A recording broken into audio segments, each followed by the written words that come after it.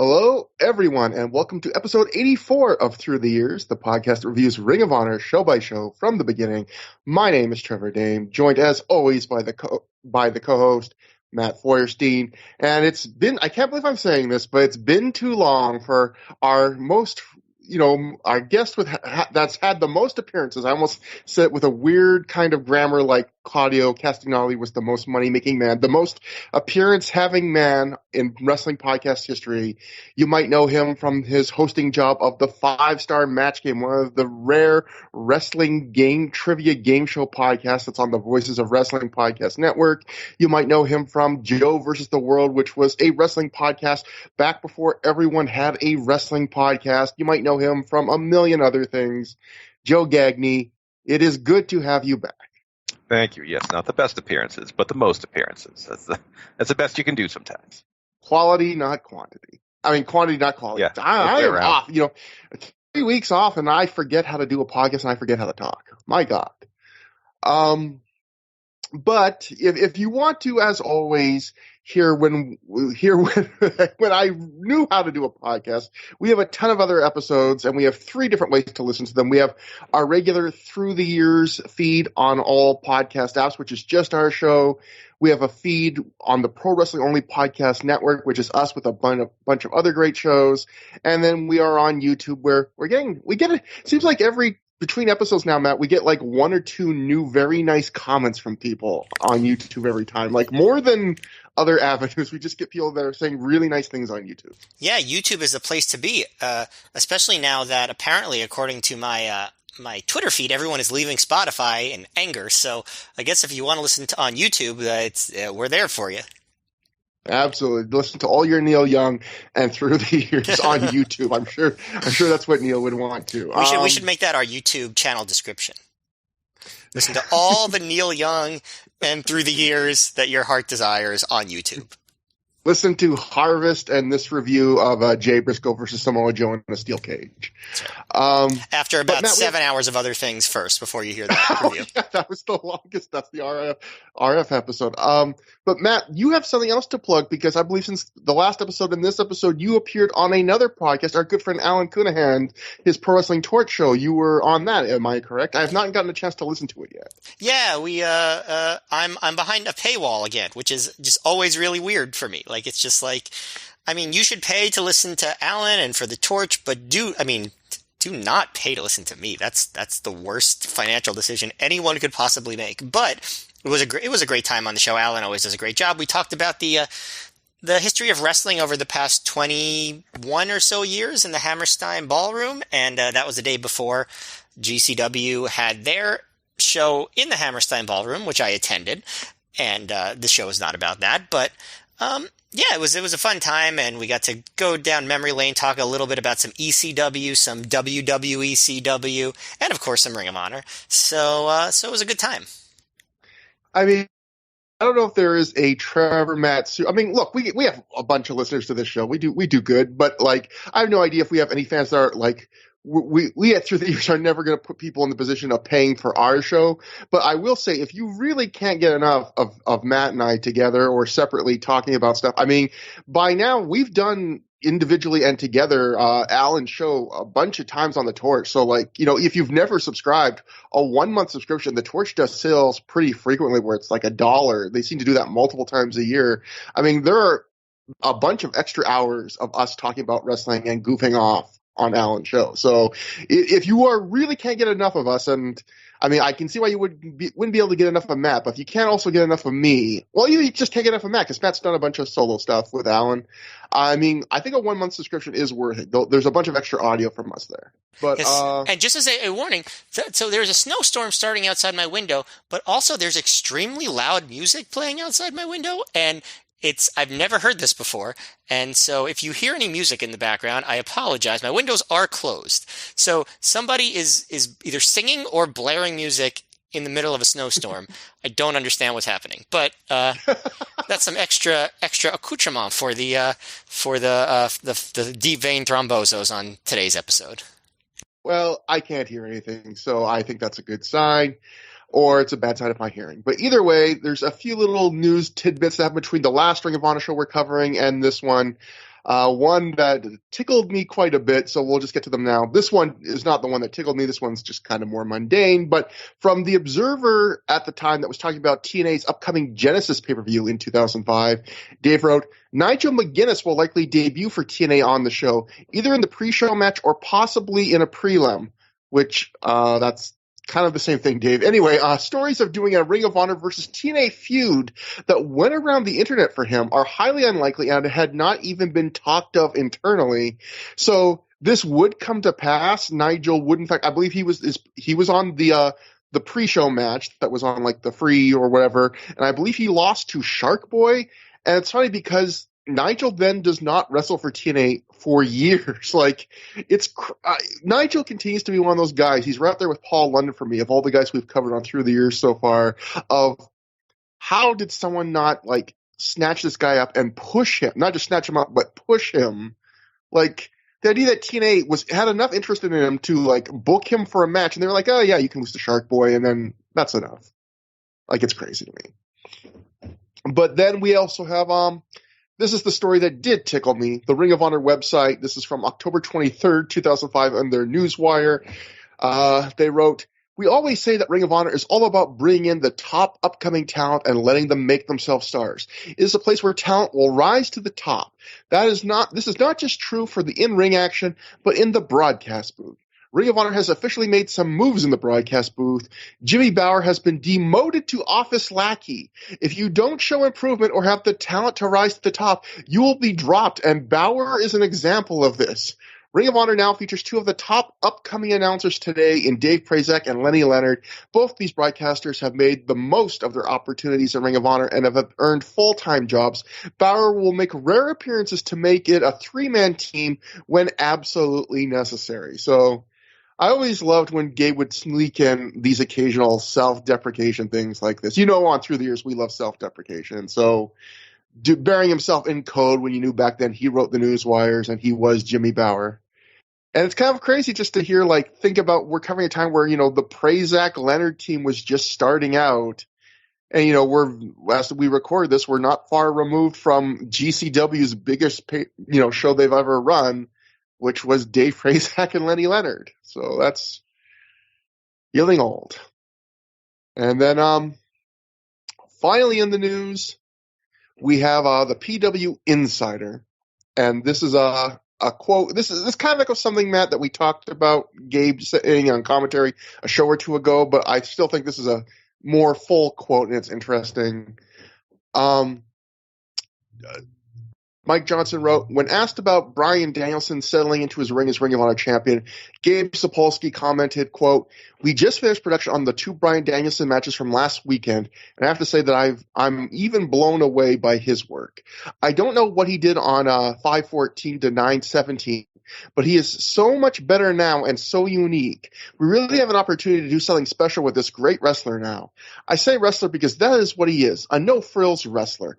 I'll be the first to admit that there is nothing sexy about Bryan Danielson. He doesn't dress like a champion. He has a bad haircut. He doesn't have an outlandish personality. He doesn't tan. He is just a guy that is an incredible wrestler and has all substance in the ring.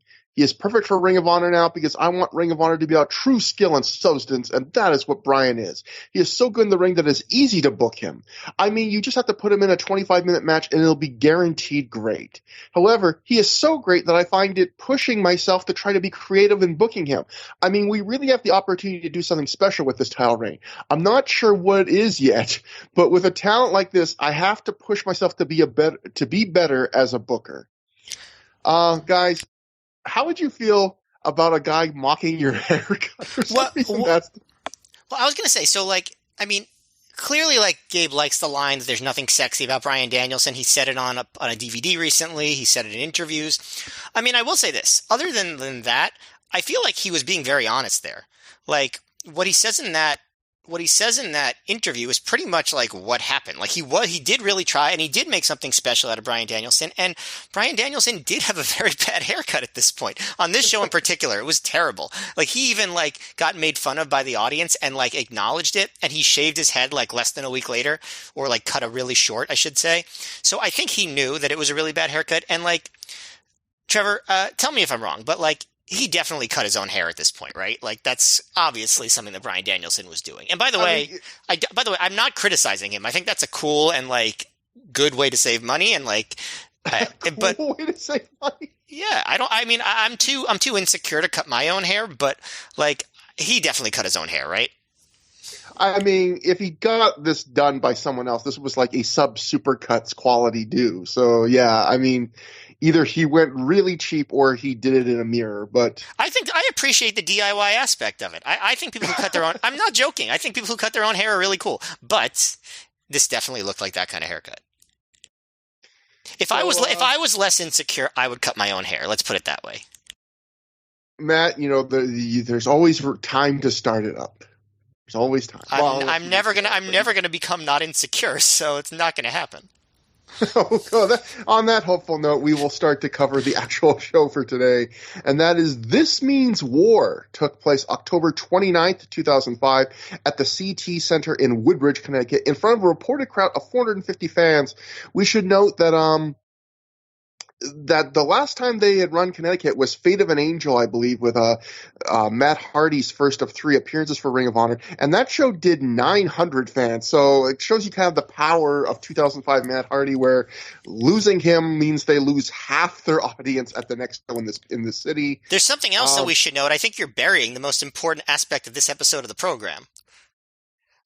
Joe Gagne and I met each other at this show for the first time and like intentionally went together, and this is one of the rare times we did that. That's the headline of this story. Matt, yeah. That was my very next thing in my notes, because there's nothing I love more. There are few of life's simple pleasures are more pleasurable to me than when we have a guest on the show who is not just was at the show, but they reviewed the show. And Joe has done this frequently. So we will have during the show old Joe and current Joe both covered, because I have quotes from Joe's review. And the first one I will read right now, Matt, is, and I quote Joe from the past: I found out Matt Foy of Sea Dog's board was attending the show. I shot him an email and we hung out the show. Matt is one cool cat. Liar, pants on fire.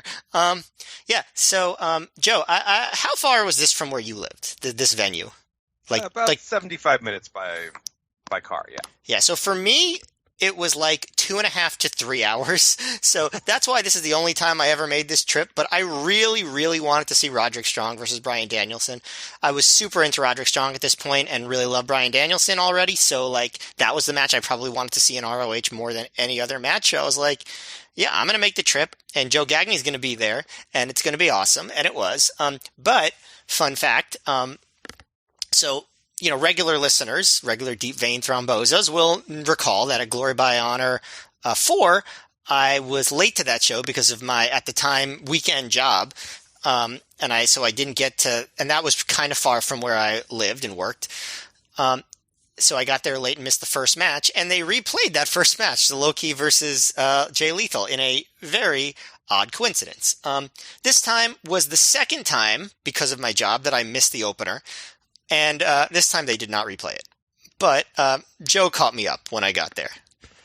Yeah, you missed a good opener, which we'll get to in a little bit. But I remember getting to this place, and like, correct me if I'm wrong, Joe, but like this was a little bit off the beaten path, right? Like this wasn't like right off a major interstate. You had to like drive through like wooded areas, and it was dark and like winding roads and stuff to get to this venue in Woodbridge, Connecticut. Is that your recollection as well? I seem to recall this was for me I was coming from the different direction from you, but I remember this being fairly off the highway, pretty close. I felt like I drove a while after I got off the highway. So this was the era of MapQuest. So like I printed out directions and I was like looking at them, and it was like I have to like make this turn and this turn, and it was dark, and it was like where the hell am I? And so I finally got there, and yeah, I mean I feel like it was a pretty decent venue, right? I mean it was the sight lines were pretty good. The bleachers weren't super tall, but they were good enough, and like you were pretty close to the ring no matter where you were. So if this venue was closer, I would have liked to have seen more shows there. So how many shows did you end up going to there, Joe? Was it 3? 3, although one of them was not in the building itself. But oh, right. That's for another time. Yeah, I remember that. So I guess I'll just ask this because this is such a foreign thing to me because I live in Western Canada and everything is a drive and not much comes to my area. But you guys both live in the Northeast of the U.S., so you have plentiful wrestling options. I mean, Matt lately has been going to shows all the time, making me jealous. But like, do you guys have an upward limit of how far you will travel? Like, is there a thing where, like, if a show is really great, I'll make a 3-hour commute or each way, or like, is there a limit? Well, obviously there's always a limit, but like, do you guys have a kind of a preset limit in your head of this is how far I will travel for a show? Especially when you guys have options that you probably don't have to travel very far that are very good options. Yeah, I'll just say, I mean, it's a little different when you have a family and whatnot. You Yeah. don't want to be out at all times. Like, I try to keep it usually within an hour.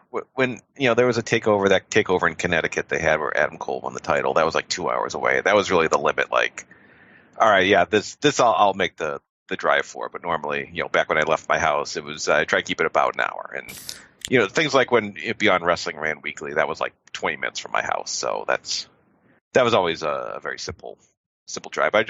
Nowadays, when I have return to shows, they're probably about an hour is where I'll try to keep it. Yeah, for me, I mean, back then I would have been more willing to make big long trips than I am now, even without a family, just like I'm older and it's tiring. But, yeah, so like at the time, I'd say this was the only time I made that long of a drive for an ROH show, like the 3-hour drive. This is definitely the longest I've ever done anything like that. But I will travel far for like a really big show if I can make a trip out of it, make like a vacation. Like I went to All Out in 2019 and like I spent a week in Chicago, like I made a vacation out of it. So like that was worth it for me, if that makes sense. Yeah, I mean, I would say, and this was more like 2.5 hours more rather than like 3 hours, but I feel like 3 would have been the upper limit. I mean, maybe for like a really, really, really special show now, I would do a 3-hour drive if I didn't have anything to do the next day. But it would have to be like a really big deal show. Like Joe, like you've gone to come to New York a few times for like when they've had WrestleMania weekends in the area, right? But I guess you've stayed overnight, right? It wasn't just like a drive and then drive back, right? Yeah, no, that was a couple day trip, pretty much because WrestleMania has so many weekend shows. You just kind of make a couple days of it. Yeah, and I'd probably travel as far as like Boston for something similar to that by car also. Chicago was a flight, so obviously like that was a little bit different. Yeah, I'm going to be honest. I asked you guys that question to try and make myself feel better because one of my biggest wrestling fan regrets is, like, during this era, Bryan Danielson was already my favorite wrestler, and he would wrestle being a Pacific Northwest guy. Occasionally he'd work for, like, ECCW in Vancouver or, places in Washington State. And there was times I was very close to biting the bullet and making a trip, but I never did. And it was because to get to a show, even the closest shows that he would have been to in my area would have been like 5 hours, 6 hours each way. And I was like almost on the board, like, well, maybe I can just pull an all-nighter, or do I really want to go stay at a hotel to see Bryan Danielson? And part of me to this day is still like, oh, I should have done that. It would have been a neat thing to say I saw him during this era. But for me, not one of these fancy pants Americans in the Northeast where like, oh, I can only go in an hour. Like for me, it was like, do I want to try like 5 to 6 times that? That was my only chance. And I was on the fence and I never did it. And I still kind of regret it. Well, you still have a chance to do it, and if money's an issue, just cut your own hair for a few months and then you'll be able to go to any wrestling show you want. Yeah, I believe it's like 2 haircuts for a standard show, 3 haircuts, you can go to WrestleMania, I believe. That's right. That's how it works. But right. We opened the DVD with Jade Chung back. Oh wait, we got one other piece of news that kind of sets up the show, which was this is kind of a historic show in a couple ways that people don't really know, and one of them, or they know but they don't really think of. But one is Samoa Joe missed this show, and then we'll go to the Ring of Honor Newswire, their website Newswire. They wrote, unfortunately, Samoa Joe will have to miss the October 29th event. We apologize for this cancellation. We will make it up to you now by announcing a huge main event quality match that will have ramifications on the first top 5 rankings. October 29th in Woodbridge, Connecticut, just outside of New Haven. We'll see AJ Styles versus Austin Aries, with the winner making the top 5. if Aries wins the title on October 29th, he will defend it, which that must have been a typo because he was not wrestling the title. He will defend it versus Styles on this event, and the already scheduled Danielson versus Strong match will be a first spot in the top 5 rankings. So, yeah, that's like I forget if they were prior booked for this, but the original plan for the show was supposed to be Samoa Joe versus Christopher Daniels, and obviously Joe misses the show. And so it kind of, I forget if Aries and Styles were previously scheduled for other matches or if this was made just as a make good kind of that was one of our top matches. We got to replace it with something significant. But I believe you were talking to me on Messenger a couple of days ago about how there's a quote that comes up where they say something like that this is the first show that Ring of Honor show that Joe had missed in like 61 or something shows. And I believe you think that number is different, right? Like that was not the correct number? Well, okay, so if this was show 84, right? So yeah. 61 shows before this would have been show 23, which would have been Wrath of the Racket, which Samoa Joe wrestled on. He wrestled against BJ Whitmer on that show. So that's wrong. And if you look at every show around there, right, the show before that, Death Before Dishonor, Joe was on. The show after that, Bitter Friends, Stiffer Enemies, Joe was on that. Beating the Odds, Joe was on it. Glory by Honor. The last show that I have that Joe was not on was all the way back in episode 11, so ROH show number 11, Night of the Butcher, back in December 2002. So that was show 11, which 84 minus 11 would be 73. So it's been 73 shows since Joe missed an ROH show by my calculations. If somebody tell me if I'm wrong, then I missed something, but I'm pretty sure that is the case. I mean, it was kind of crazy to see a Ring of Honor show like that Samoa Joe was not working, because even in 2005, we've seen a couple shows where he was hurt, where, he would still do a 4-way where, he didn't do that much, or he would still make an appearance on the show and do like a little confrontation with somebody like. Right. The one show that I remember he did not wrestle on, if you're going to count that as Nowhere to Run, right? But he was on the show. Yeah, he was there. He did an angle. I'm counting that. I'm not just counting when he has matches. Yeah. But yeah, it's just something that he's not even, in the building. That was like a big deal at this point, at least in terms of huge, indie wrestling, Ring of Honor guys. Frequently, even a lot of the top names will miss a show here or there, and Joe was like the constant. But we opened the show with Jade Chung backstage. She calls the day she stood up to Prince Nana the most glorious of her life. She calls Roderick Strong her savior on that day and calls the hug they shared wonderful. I wrote in my notes at this point, this may be the first wrestling show in history where the phrase wonderful hug was used. The camera then pans to reveal Roderick Strong sitting in front of Jade just a few inches away. In a very awkward exchange, Jade puts her hand on his shoulder and thanks him and says she'll always be behind him and be there for him. And there's like no chemistry between them. This was so funny. Oh my God. Like, she's just like, oh, he's my savior, my hero, a wonderful hug. And like, then he just like looks at her and goes, no, and he doesn't even look at her. He's like, thank you. And then he just completely just ignores her for the rest of the promo. Like, it's so bizarre. Yeah, she's talking about basically she escaped from slavery. He's like, cool. Anyway, Bryan Danielson, I want the belt. I just love that he says thank you. Like the least sincere sounding. He's like, yeah, whatever you say, lady. Like, that's sort of the way he said it. Like, I would describe his energy as basically being like someone like receiving a compliment from their aunt for mowing their lawn. Like, just like, oh yeah, that was good. Well, yes, thanks. He says, thank you. And then tells the embassy that every moment, awake or sleeping, he's thinking about steel cage warfare. But tonight he's challenging Bryan Danielson for the Ring of Honor World title. Some say Bryan is the best in the world, but Roderick says that Bryan hasn't proven it to him yet. He says tonight only the strong survive. I did think it was funny. He was saying every moment, even sleeping. You're not thinking every moment, Roderick. He's thinking but yet somehow Roddy finds a way. He's just 24/7 dreaming from the moment he closes his eyes, and he's dreaming about that steel cage warfare.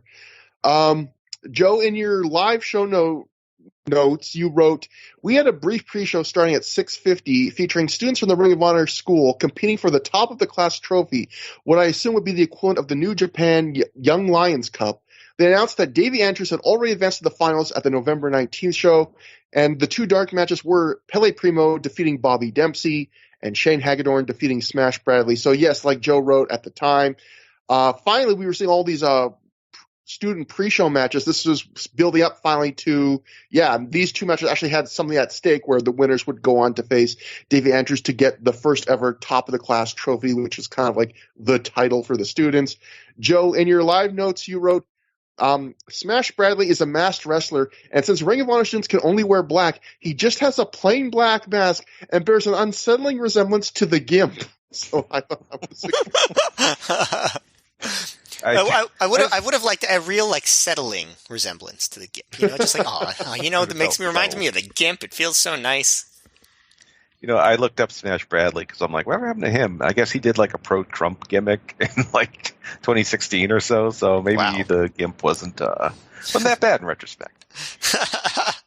A surprising number, well, I shouldn't say it's pro wrestling. I was going to say a surprising number of Ring of Honor undercarders of this era seem to be doing Trump-style gimmicks, whether in front of the fans or not in front of the fans if you look at their Twitters. Anyway, we go to the opener of the show that we get to see on DVD. Alex Shelley with Prince Nana took on Claudio Castignali, and they went to a 20-minute time limit draw. Before the match could start, Nigel McGuinness got into the ring, microphone in hand. Nigel said he admires Claudio's balls, and he calls Claudio's prior win over him a fluke, though. Nigel tries to get a Mick Foley-esque cheap pop by saying the name of the town they're in, but he gets it wrong, so Claudio snatches the mic away to correct him and get that pop for himself. Nigel calls the town stupid and says Claudio never would have beaten him if the match was held under pure title rules. The crowd starts a loud "shut the fuck up" chant. Nigel calls the crowd names. Nigel does his Bret Hart aping "best there is, best there was" bit, but as always, he stops before he gives the "best there ever will be" final line. Instead, he puts over how talented Alex Shelley is, and then Nigel says if Claudio puts in a good showing against Shelley, and as long as he doesn't lose, key wording there, he'll give him a title shot in the future. Nigel then goes to sit at the timekeeper's table to watch this match. And what a match it was, at least, I shouldn't tip my opinion, but Matt, what do you think about this 20-minute time limit draw between these two? So, since I missed this match live, Joe, when you were there live, do you remember if him saying, as long as you don't lose, tipped the hand that this was going to go to a 20-minute draw, before the match even started? I don't. I don't remember that. All right. I probably just assumed Claudio would win. I don't think it telegraphed a draw because I don't think they were all that common in Ring of Honor at the time. You two could speak more to that than I could. No, I mean, pretty much I can only think of maybe a couple, one or two other 20-minute draws. Wasn't there one with Matt Stryker back in the day? This match was fun. It did go a 20-minute draw, and so they had 20 minutes, and you really never, not never, but it was not super common to have 20-minute openers. I mean, it's funny that the two openers that I missed were the two of the more substantial openers of the year in terms of length and how seriously they were worked. This match is worked like an opener in the sense that it's they don't get super intense with it. They're not trying to have the match of the year, but they're working hard. They're doing a lot of stuff. They do a lot of early mat work with it's smooth. I'd say the transitions are kind of slow, but they're doing a lot of stuff that that you don't really normally see them do because they just have more time to do it.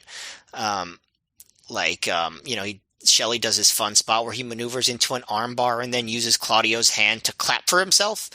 You don't see stuff like that. Claudio does a cool headstand out of a side headlock and pops the crowd and me in that. And they do, they pick up the pace. They do a bunch of arm drags, arm bars, reversals, into the Border City stretch, out of the Border City stress. They continue to do a really smooth stuff, and that lasts for a while. The only real botch I noticed during this sequence is there's a sunset flip where everyone is just way too close to the ground, but somehow they managed to pull it off, kind of. It's not that bad, so good for them. There's a really cool spot where Shelley crawls under Claudio's legs and does almost like a reverse Rana, like pulling himself up onto Claudio's shoulders into a victory roll. And then he moves into like this like pendulum thing. Like I thought that was really cool. And Claudio reverses that into a pinning combo, and the crowd is really enjoying all the convoluted spots. Like, and I am too, because it's stuff, it's just different, Eventually, Shelley makes Claudio break a hold by hocking a loogie like really hard in his face. And so finally, about 10 minutes in, they start striking and they hit European uppercuts and doing a bunch of, big moves. Claudio does the neutralizer, which is like that. It's almost like a stretch muffler, but like lying down almost like, on the ground, or on the mat, I should say. So things get a little bit more intense there. They do another convoluted spot where Shelley springs inside out off the ropes into a tornado DDT on the floor, which I thought was really cool. Shelley does his skull fuck move, which that is what he calls it, right? I feel weird saying that every time, but that is what he calls it. And at one point, Shelley gets a 2 count, and he looks right in the camera and he goes, "What the fuck?" after Claudio kicks out, which I enjoyed. They do more wacky submissions. Shelley takes a moment to high five Nigel and Nana. Claudio comes back with a bunch of European uppercuts, his diving European uppercuts, a few more. Shelley hits a flurry. Claudio does a delayed vertical suplex, which I was like, that was like the 19-minute mark, and I was like, Claudio, maybe you should not delay the vertical suplex at this point. And the crowd actually loses count because it's a very long vertical suplex. The one criticism I would have is that even as the time is running out, there's not a huge sense of urgency.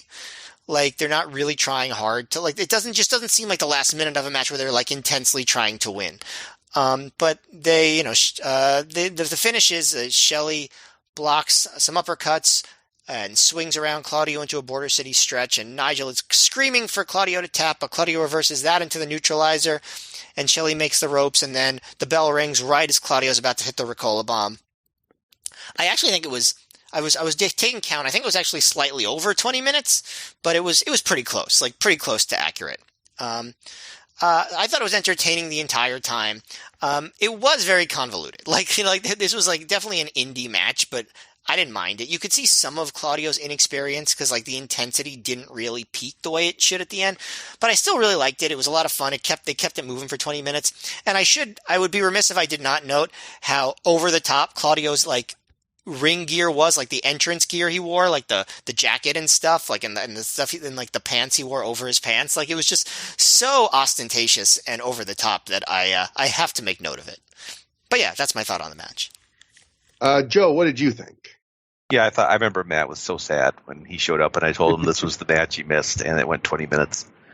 Because this was a really great match and this was totally fun. The 20 minutes flew by. I thought the chain wrestling was really fluid.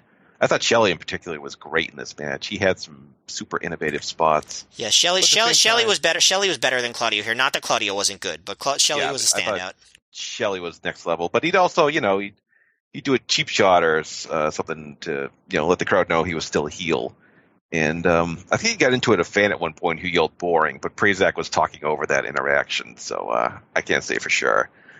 But no, this was a super match, and I like how supportive Nigel was of fellow heel Shelley. Like, I know he wanted him to win so he wouldn't have to defend against Claudio, but he really seemed to be his pal, so I appreciate that. And I also love how upset people get when Nigel does the Bret Hart line, and like when he gets to, he's going to say, he says the best there was, like people are like, hey, you can't say that. So I appreciate that. So this is a big win of an opening segment to me. It always makes me feel nostalgic whenever like heels are friends just because they're heels. Like, cause that's what the way it used to be. If you're a bad guy, you like the other bad guys, and that's just how it is. Yeah, so for those who didn't see the match, Nigel's actually sitting at ringside the whole match, and I think at one point he even high-fived Shelley like during the match, like just, hey, you're doing a great job here. And yeah, that's always fun. I really like this match quite a lot. I think this is like a hidden gem. I would give this, like, if I had to give it a star rating, 3 3/4 stars. I'd give it right below 4.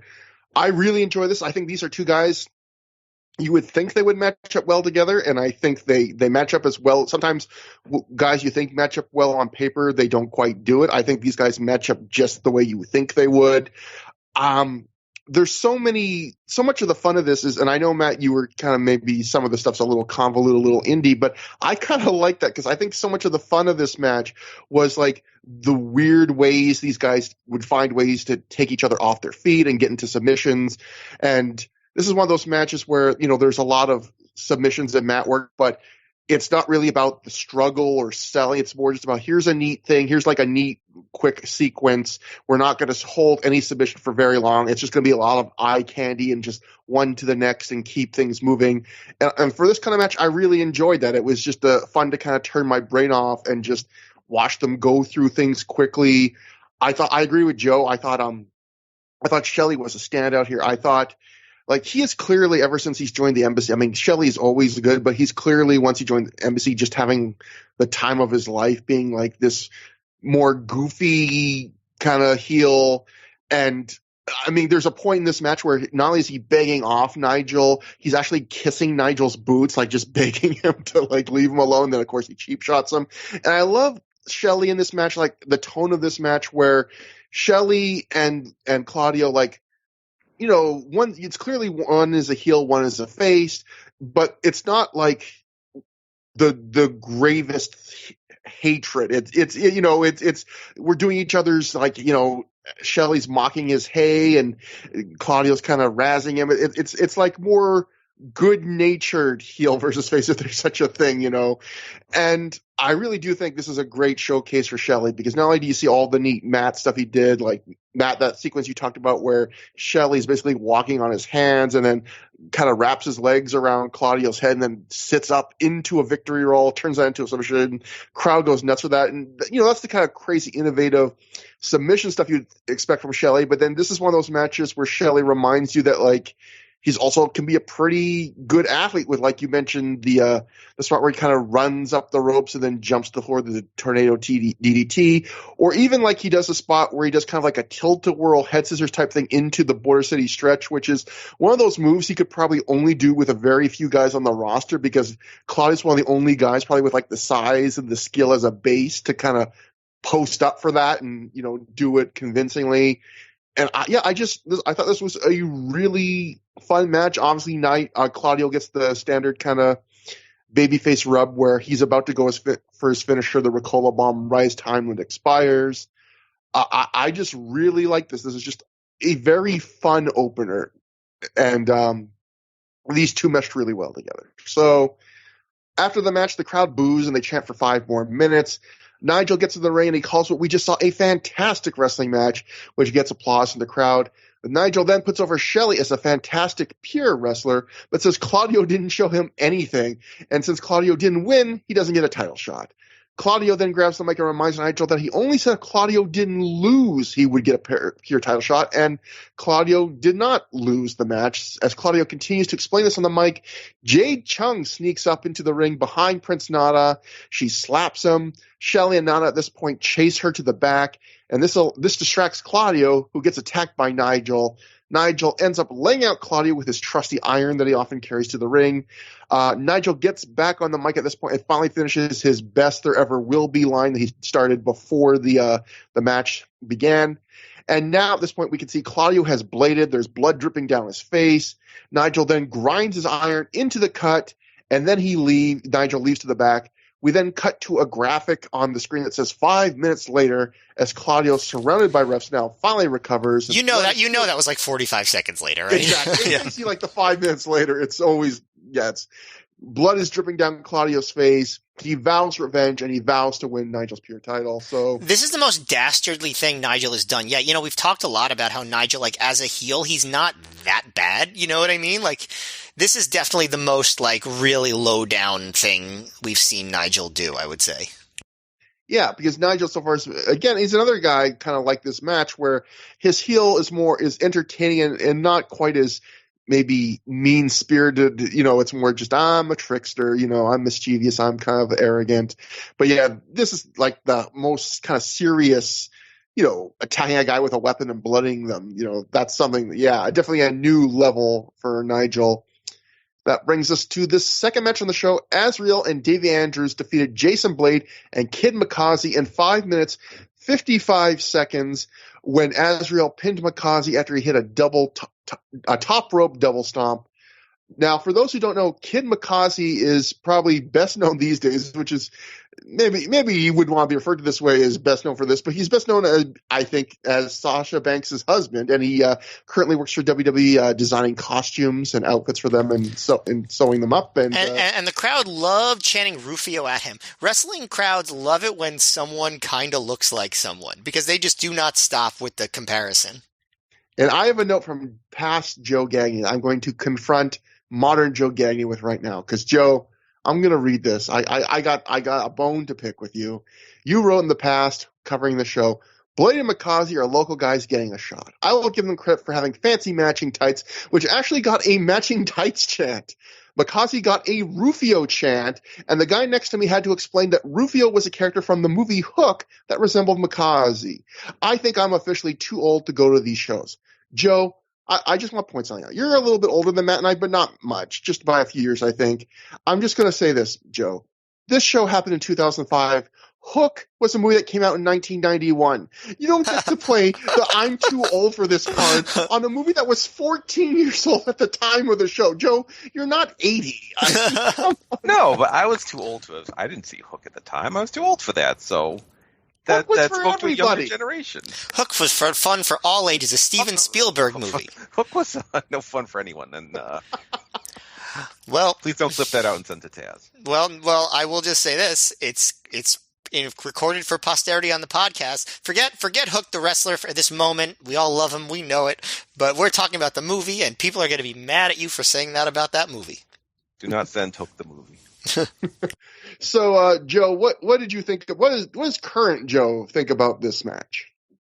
Well, I guess they didn't teach that wrestling was fake at the Ring of Honor Academy because Davey Andrews was just a crowbar in this. Man, he was just killing God, dude, it's not real. He did a slingshot double stomp that looked like he just killed Jason Blade.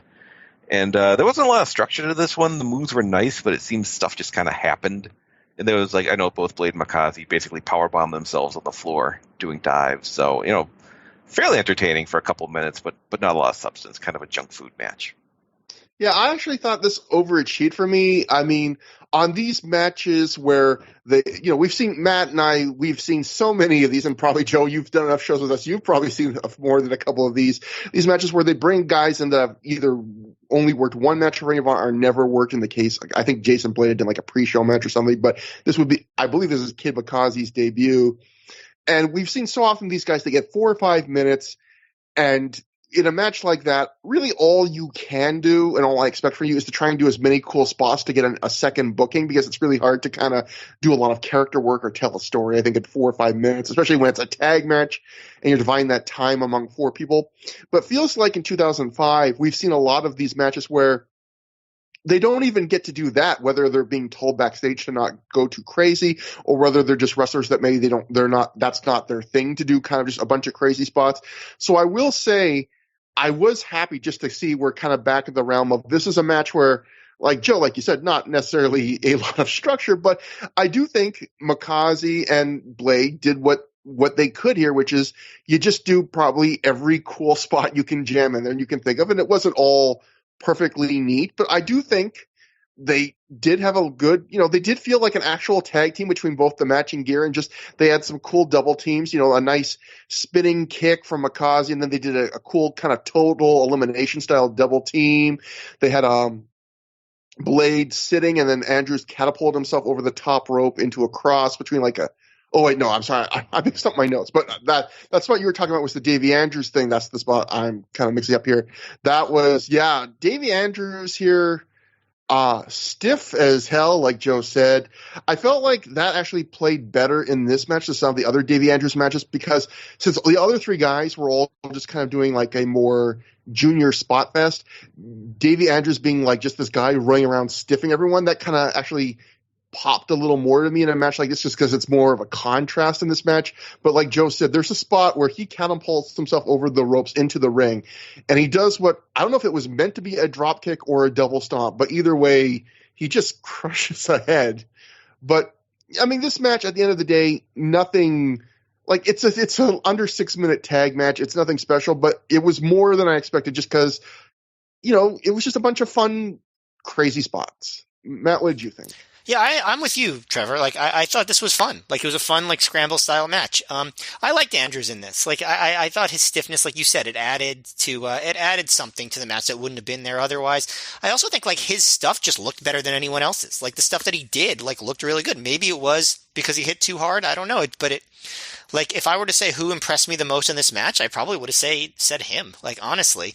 But Blade and Mikaze did well. I think Blade better than Mikaze because, Mikaze did some cool stuff, but there was some awkwardness. Like, there was a point where he leapt off of Blade's back onto Andrews on the floor, and that was kind of awkward.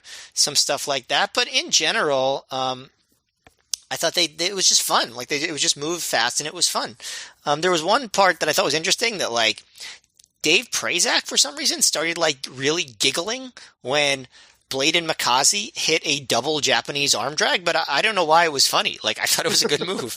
But otherwise, yeah, I thought it was a fun little whatever it was, Like, there were a lot of long matches on this show, and this is one of the short ones, and I thought it did its job. And I was actually kind of pissed when the crowd was chanting Rufio, not because I was like, man, I'm too old for this 1991 movie, but because this was one of those matches where I felt like these guys were breaking their necks to try and, like, entertain the fans. Yeah. And so the crowd was like, this crowd, I agree. When you combine Matt and Joe, I guess it kind of spoils things because this crowd at some points did seem to be like one of the early examples in Ring of Honor of a crowd at times that was more into just like goofing off than like enjoying the show. Well, I mean, I guess that's the one way of enjoying the show, but like these guys were, doing big spots and they're just chanting fucking Rufio and like laughing to themselves. Yeah, I didn't like the Rufio chants either, but I think overall this was a good crowd. Like in terms of like they made noise, like, and they were into the matches. Like, you're right, there was times when they did some annoying stuff, but I think overall it was a pretty good crowd. I think you I can't trust you guys on this. You got a dog in this fight. So next up, we've got Ricky Reyes, scored to the ring by Julius Smokes, defeating Mitch Franklin in 22 seconds when he made him pass out in the Dragon Sleeper. I have a lot to say about this. No, I'm just kidding. So this was, in fact, the debut for another Ring of Honor student, Mitch Franklin, who maybe fans would know better as his later gimmick, Grizzly Redwood. It just continues the storyline of Ricky Reyes destroying all the Ring of Honor students. After the match, a student or staffer checks on Mitch, and Reyes chokes him out too. The crowd chants for Reyes to get the ref, and Reyes looks open to it until the other rest of the come to the ring, and then Reyes just like, never mind, and walks away. But I like the ending moment where Smokes walked over to the ref and started intimidating him by putting up his hands like they were claws. Like, he just held up claws at the ref, and the ref went, oh, and like he jumped back, like all startled. Joe, do you have any thoughts on this? Because past Joe had a great note about around this time. I just want to say that I actually talked to Bryan Alvarez on Figure 4 Daily way back when, kind of a zero issue of my podcasting career, and he was just gobsmacked there was a wrestler named Mitch Franklin, because Rich Franklin was the popular UFC fighter at the time. He thought that invited perhaps not flattering comparisons there. But also my only thought going through this was Ricky Reyes like still a West Coast guy at this time? Because I'm just thinking, all right, so you pack a bag, you take a cross country flight, you rent a car, you drive there, and you work for 30 seconds. Like, is that worth it? But who knows? Maybe you get paid the same. Maybe you get to hang out with your friends, and maybe this 30-second squashes are a treat. Yeah, I was thinking similar on some of these shows where it's like, man, they're investing a lot in Ricky Reyes at this point in terms of giving him the squash kind of monster gimmick, and especially on an indie, you're booking a guy, no one's buying these shows for the Ricky Reyes squash matches. But Joe, this is not necessarily about this match, but this is where it came up in your live report, and this is another great great note from you. You wrote, by the way, whoever had the horrible gas in our section of the bleachers, I hope you burned it.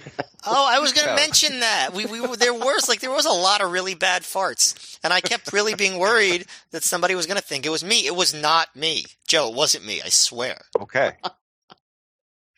What is I never thought it was you, Joe. Never. I appreciate it. I probably should be a prime suspect, but no, it was not I either.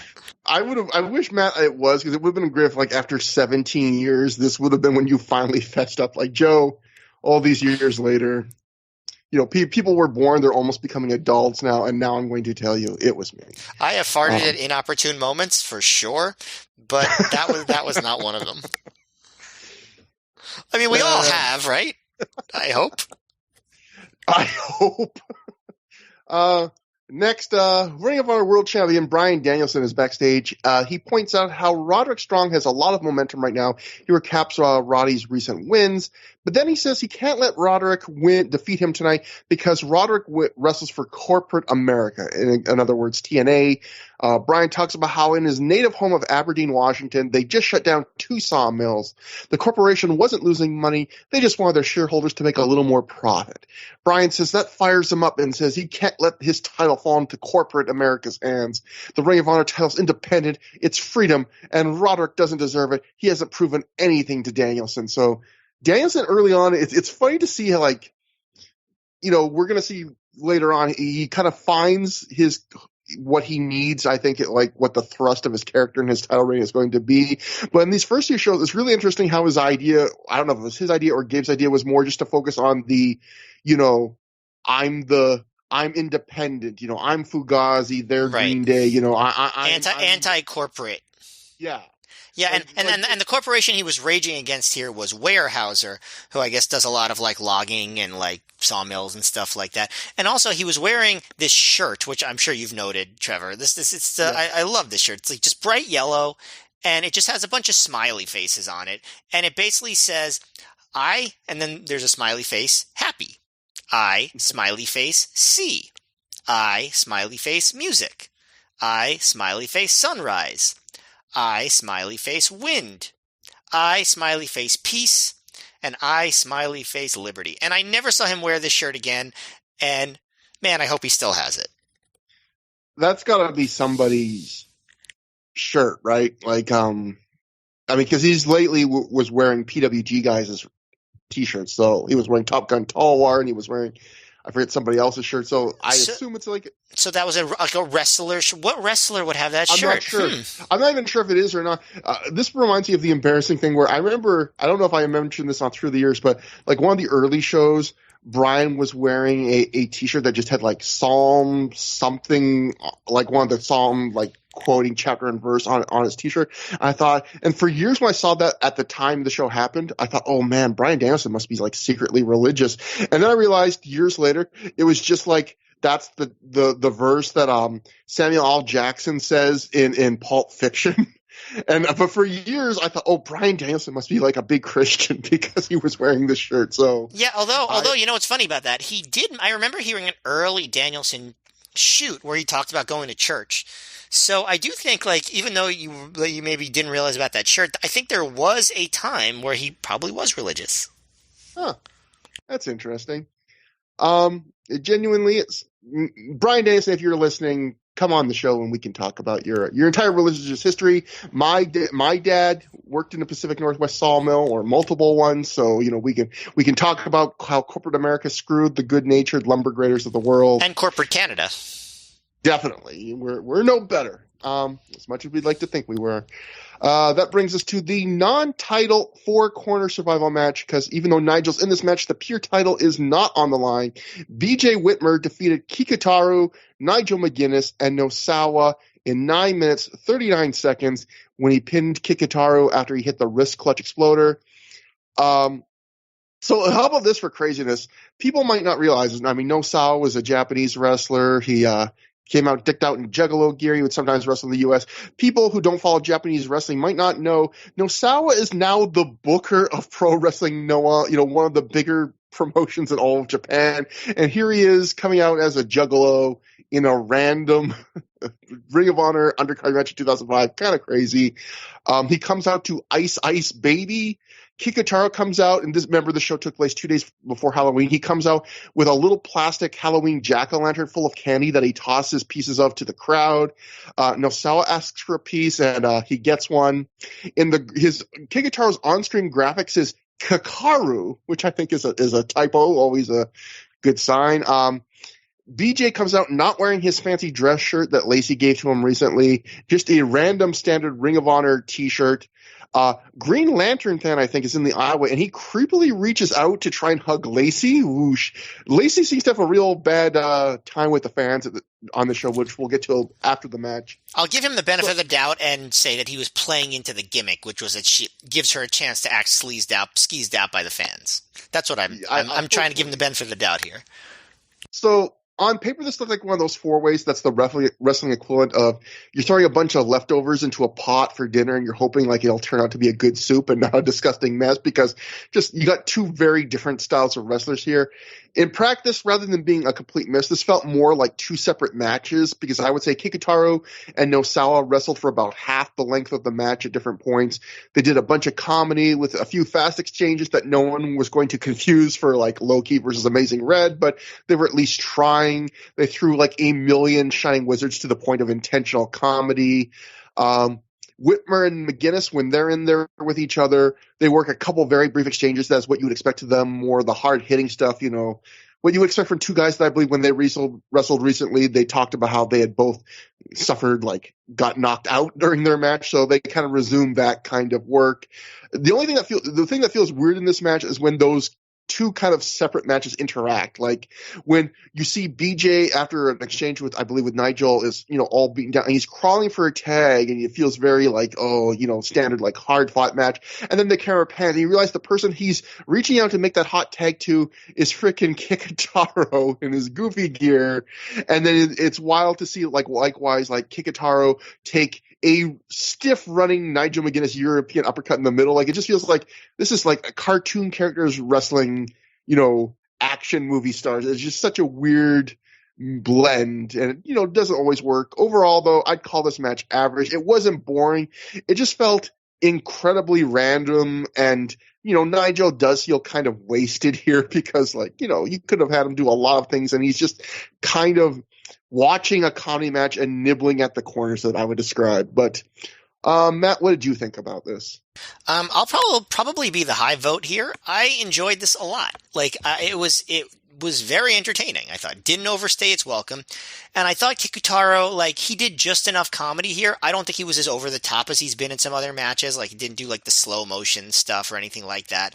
But there was some fun stuff. Like I really liked the Nosawa and Kikutaro stuff, like where Kikutaro does his own 5 count when he gets Nosawa, where Nosawa gets him against the ropes, or like when he gets down and he tries to arm wrestle Nosawa because Nosawa is, quote, very strong.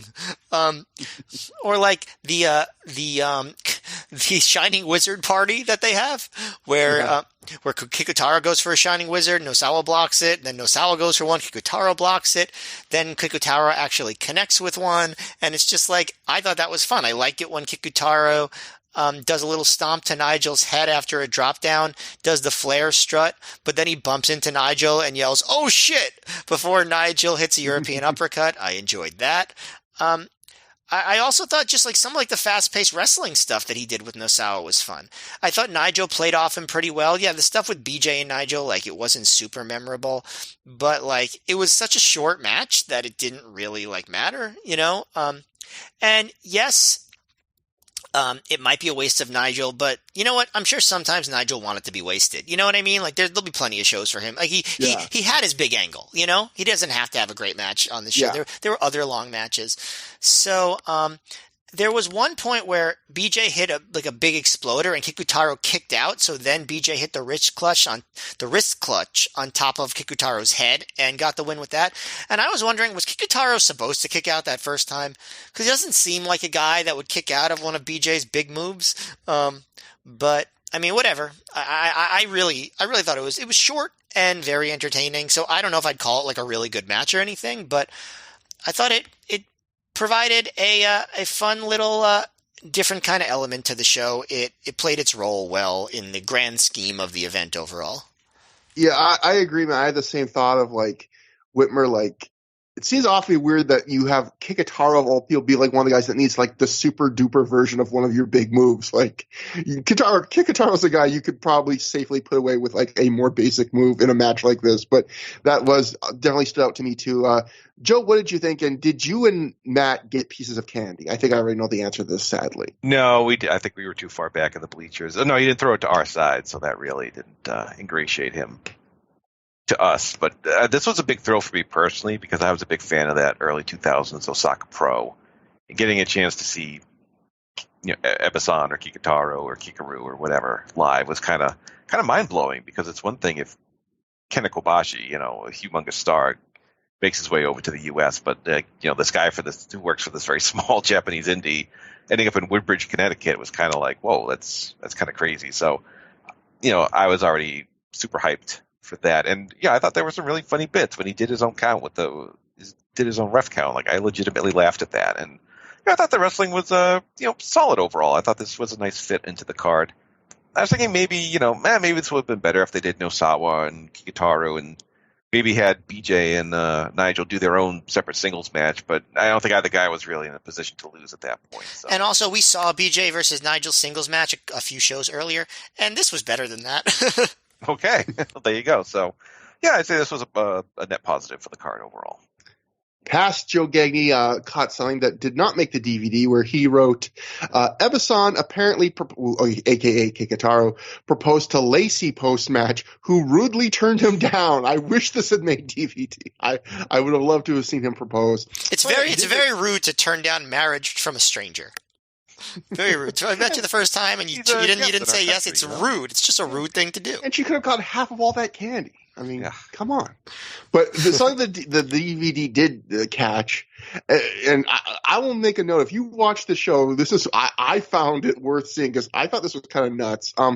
After the match, Lacey gets into it with a fan at ringside, and she actually spits at them. And it's a moment like, she's always screaming at fans at ringside, after matches. But this felt really real to me. Like she spits at the guy, and then she backs away from him.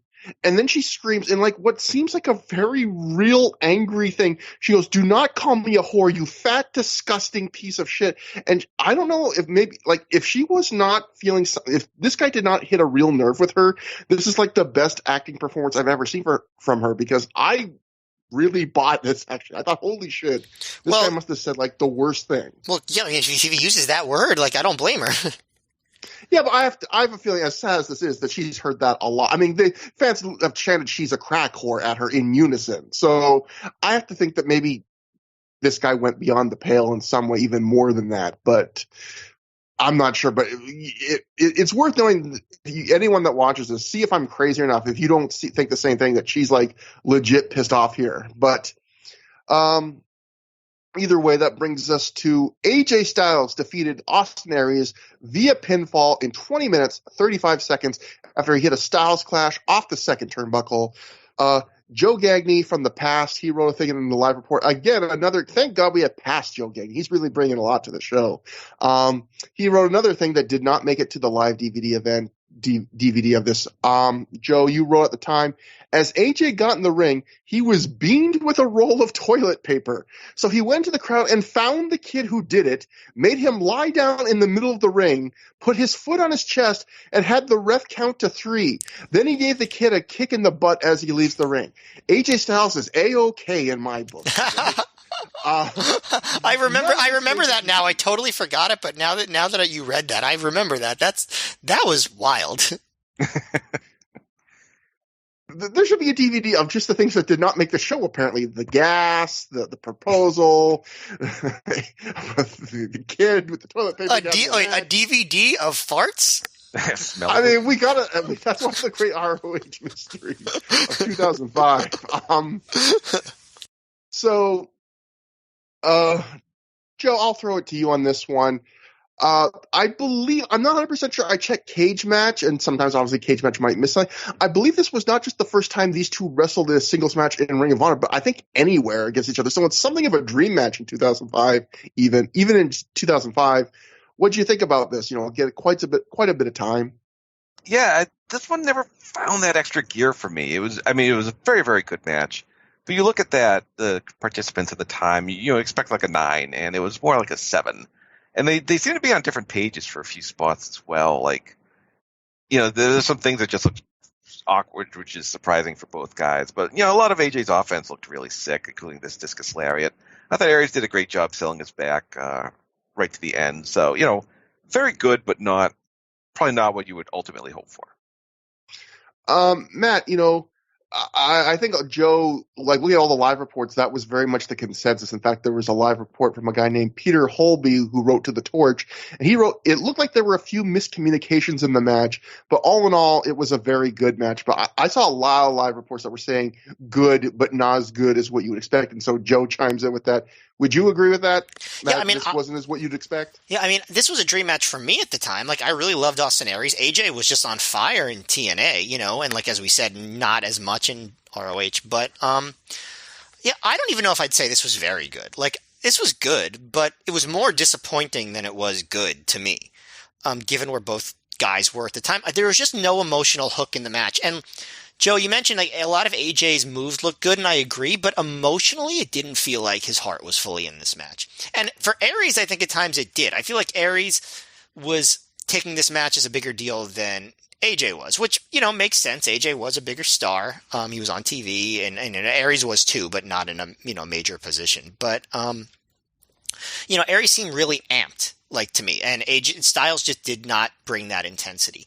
But it was mechanically good. They were taking their time. This is another long match. The show had a bunch of them, they hit a lot of their big spots, but it was just things moved very slowly. And there was a story to it. AJ targeted Aries back, and Aries did do a good job selling it. But every time things picked up again, things slowed down again, and I just didn't feel like the way the crowd was reacting was that the slow pace was really working. Sometimes a slow match is fine, but I think it just didn't work on this night. I think they should have picked up the pace and made a little bit more of the match pop a little bit more. That's what I think. There was a point where the crowd was quiet, so they start this dueling chant, and it just felt very half-hearted. Like later on during the Curryman Lethal match, you get some dueling chants that are much more intense and like full-throated than this. Like, when Aries is in control, I feel like if things popped a little bit more, which to me lent credence to my theory that he's more up for the match than Styles was. But, I don't know. Like down the stretch, they do hit some big moves, and, AJ folds Aries up with the belly to back, which I always like. The pump handle backbreaker he gets. They get moves where they're blocking the Styles clash. AJ sort of messes up the moonsault DDT, and Aries blocks it. So then he goes for it again, and he gets it better the second time. So, like, there were some things where AJ was a little bit off. I did like the ending, though. There's a series of reversals. Aries hits a brainbuster.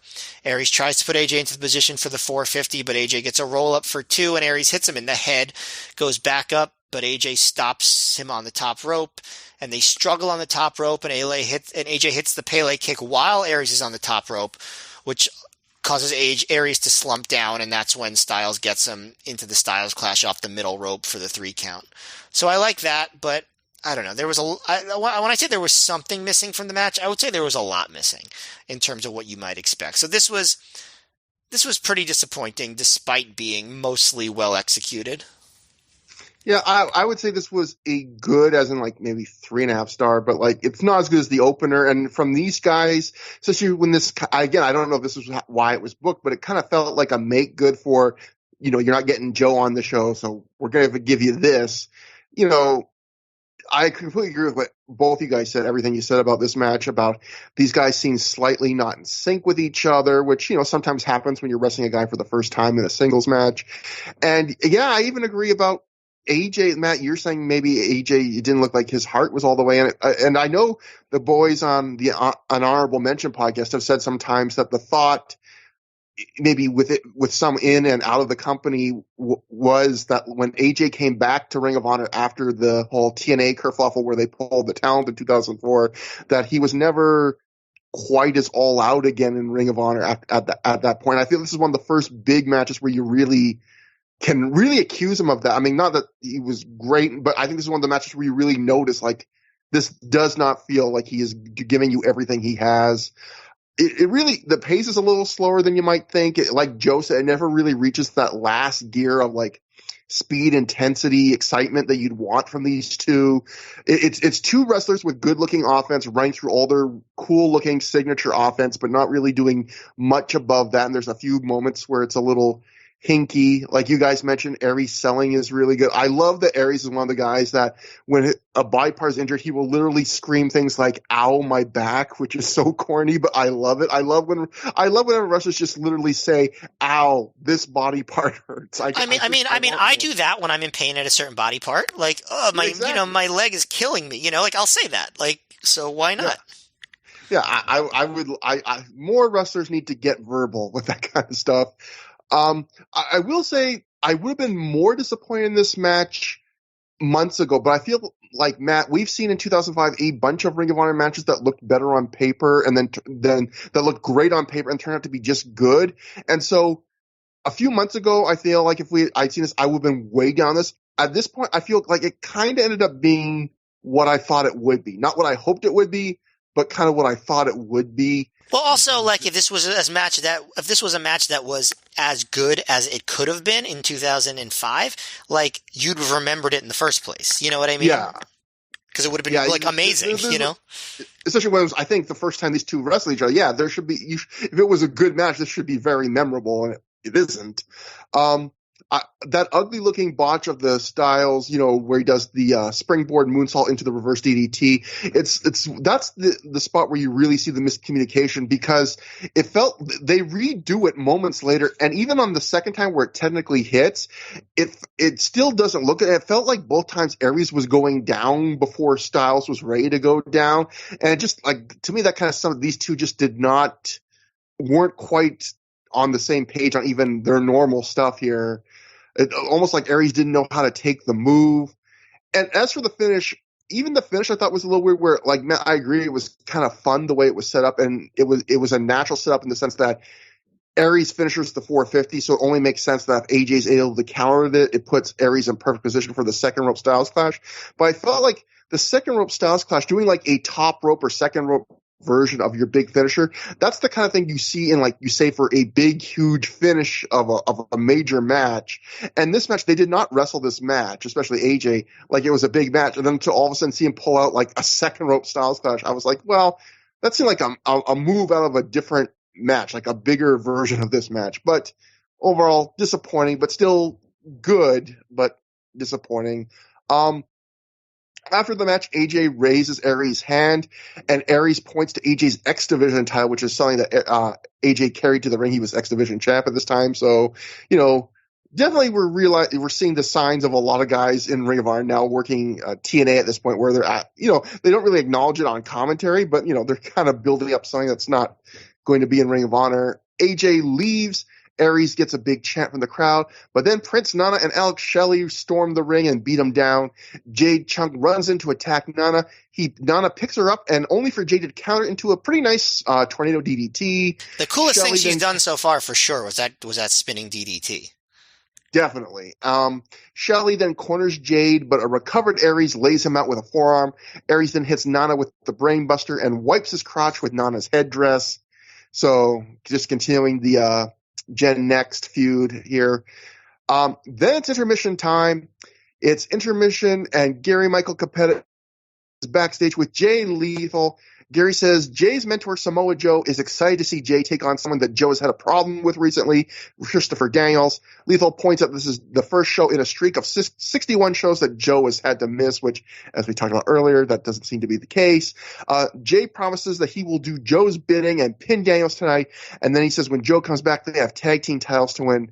As is always the case with Jay Lethal promos at this point, boy, was he got a lot better in promos, because everything about whenever he even has to carry a short promo, you not looking great. But that brings us to our next match. Colt Cabana defeated B-Boy via pinfall in 12 minutes, 25 seconds after he hit a lariat. The Observer wrote that this was supposed to be Homicide versus Colt Cabana, but they apparently tried to play off Homicide's problems a month or so back, as they switched the match during the week, acting like Homicide couldn't come to the show. Joe, you wrote in your live report at the time, in fact, not only did they switch this match from Colt Cabana versus Homicide, you wrote that they removed Homicide from the card only 3 days before the show for undisclosed reasons. I looked at the Ring of Honor website at the time. Yeah, they didn't really give a reason why Homicide all of a sudden couldn't be on the show. Of course, we will see Homicide. We'll get to after the match. I thought this was just okay. It was, in fact, I thought in some ways this was the worst match on the show. I thought it was just average. It was decent, nondescript. There's a few sequences of quick chain wrestling where it almost looks like it's going to fall apart, but they managed to save it every time. But this was B-Boy's second, I believe, last main card match in Ring of Honor. He had a couple. He was in a six man at a show earlier in 2005, like a 6-way match. He had been in a couple of pre-show matches, one against Josh Daniels and one against Kevin Steen. And this is a big spot for me. It's the third from the top, decent length against a good opponent, and I was disappointed by him. He didn't do anything terrible, but his wrestling was fine. He had a couple neat combos. I like his neck breaker. I like his running corner drop kick. It's a big move for him. But in terms of personality or leaving any kind of impression, I thought he really showed nothing in this match. And what should have been like a big match for him, like if you had asked me after this match, what makes B-Boy B-Boy? Like what makes him stand out? What's his hook? We're using a lot on this show. And if I'd only seen this match, I wouldn't have a clue. Like I don't know. From watching this match, you don't get like a single inkling of what makes this guy special. What is his strength? He just works very plain, nondescript here. Sometimes, Matt, we criticize Julius Smokes for like sometimes he can almost take over a match and overshadow it. To me, this is a match where I was glad he was kind of taking over because he definitely kind of filled the vacuum of personality that I believe B-Boy was leaving by just being his natural Julius Smokes self. At one point, I loved where B-Boy was like hurt at one point in the match, and Smokes just starts yelling like B-Boy's in trouble to himself, almost like George Steinbrenner in Seinfeld, or George's getting mad, or that might have been George Costanza. I forget who did the George is getting mad, if it was Steinbrenner or Costanza. But I just love this. I think they both did it, and it's George, and it's George is getting upset. Yeah, I love that the way he was almost saying it in Julius Smokes' version of it, just going, B-Boy's in trouble. I like that. And I thought overall the most notable thing about this entire match was Colt Cabana saying "Bootay" before his big flying ass attack in the corner, because I wrote my notes, marks an important middle career stage for Colt between when he set it up, that move by saying nothing, and when he would eventually set up that move by saying flying asshole. So this was the middle ground where he decided, well, how about I try saying "Bootay" instead? And that was my biggest note for this match, honestly. Joe, what did you think about this match? Am I too hard on this? No, I watched this twice, and I'm struggling to remember details other than I thought I saw the ref counted 3 like very early in the match. I was like, I remember it being that short because when he dropped down, he had his hand hit the mat and then he started counting. So it was really like his hand hit the mat 3 times. But anyway, yeah, I think Julius Smokes may have worked the hardest out of anyone in this match because he was he may have been the most entertaining part, especially when he called Colt Cabana Joe Piscopo. That's not the first time he's even done that. That's his go-to for Colt. That's a go-to. I missed that earlier. No, that was I got a kick. Yeah, I got a kick out of that, I have to say. But yeah, pretty nondescript. It wasn't not bad, but just happened and then ended. A reference you appreciate because definitely it's not dated like Hook. Thank God, yeah. Matt, what did you think about the match? Yeah, I mean, I really don't have anything to add that you both didn't already say. I agree with you completely, Trevor. I agree with you, Joe, that Smokes was the most entertaining part of the match. B-Boy's in trouble was a great spot. Also, I think, did you post this where the crowd yells to send him to the back, and Smokes just shoots his head around and stares at the fan with a deranged smile? I did. Yes, I did post that. Yeah. Yes, that's a great moment. Also the back rakes and clapping Colt's ears. Smokes was on this show. I had missed him on the previous 2 shows, and I'm glad to have him back. But yeah, everything that you said, Trevor, about the match, I agree with completely. The worst match on the show, very, very not good. Yeah. After the match, Grim Reaper tries to sneak attack Colt off the top rope, but Colt spots him, takes him out with a lariat. Then the lights go out and Homicide's music hits. When the lights come back on, Homicide's in the ring, and he and Colt proceed to brawl out of the ring, leading to Homicide destroying Colt with a running chair shot and a bunch of punches. Colt fights back. He hits a big running chair shot of his own. They both then clash chairs and brawl into the crowd, past a front row fan who has had some amazing facial expressions. This person has one of the most expressive faces I've ever seen. He might be, even though it won't come across great, probably in the small little window of your phone. This might have to be the image of the show. But wait. You're talking about the tall mustache guy, right? Yes. So it wasn't just his facial expressions. Like, they were, like, telling him to move, and he was standing there being like, I'm not moving. Yeah. And, like, people were, like, yelling. Like, he was being, like, really, like, recalcitrant. Like, just like he was not listening and, like, kind of belligerent. And it was just, like, a very odd moment. Like, he was refusing to move out of the way of the wrestlers, and he was giant. It was very funny. Yeah. And yeah, he's arguing with the ref, and then there's the spot I'm going to screen cap is he like turns and he sees like Homicide's like an inch from him standing on the barricade he's right at, about to like jump off, and he just has this gas face like, what? There's a wrestling match too? I was too busy fighting with like Todd Sinclair right now, or whatever. I mean, whoever the ref was. So, as usual, it's hard to make out some of the action in the crowd because of the darkness, but we can make out some stuff like Colt punching Julius Smokes at one point and him smashing Homicide into a drink machine in the back of the building. They brawl in the bleachers, and Grim Reaper and Smokes come out to help take out Colt. Ricky Reyes comes out from the back and joins in. Joe and I are on camera during this spot very, very, very, very, very briefly.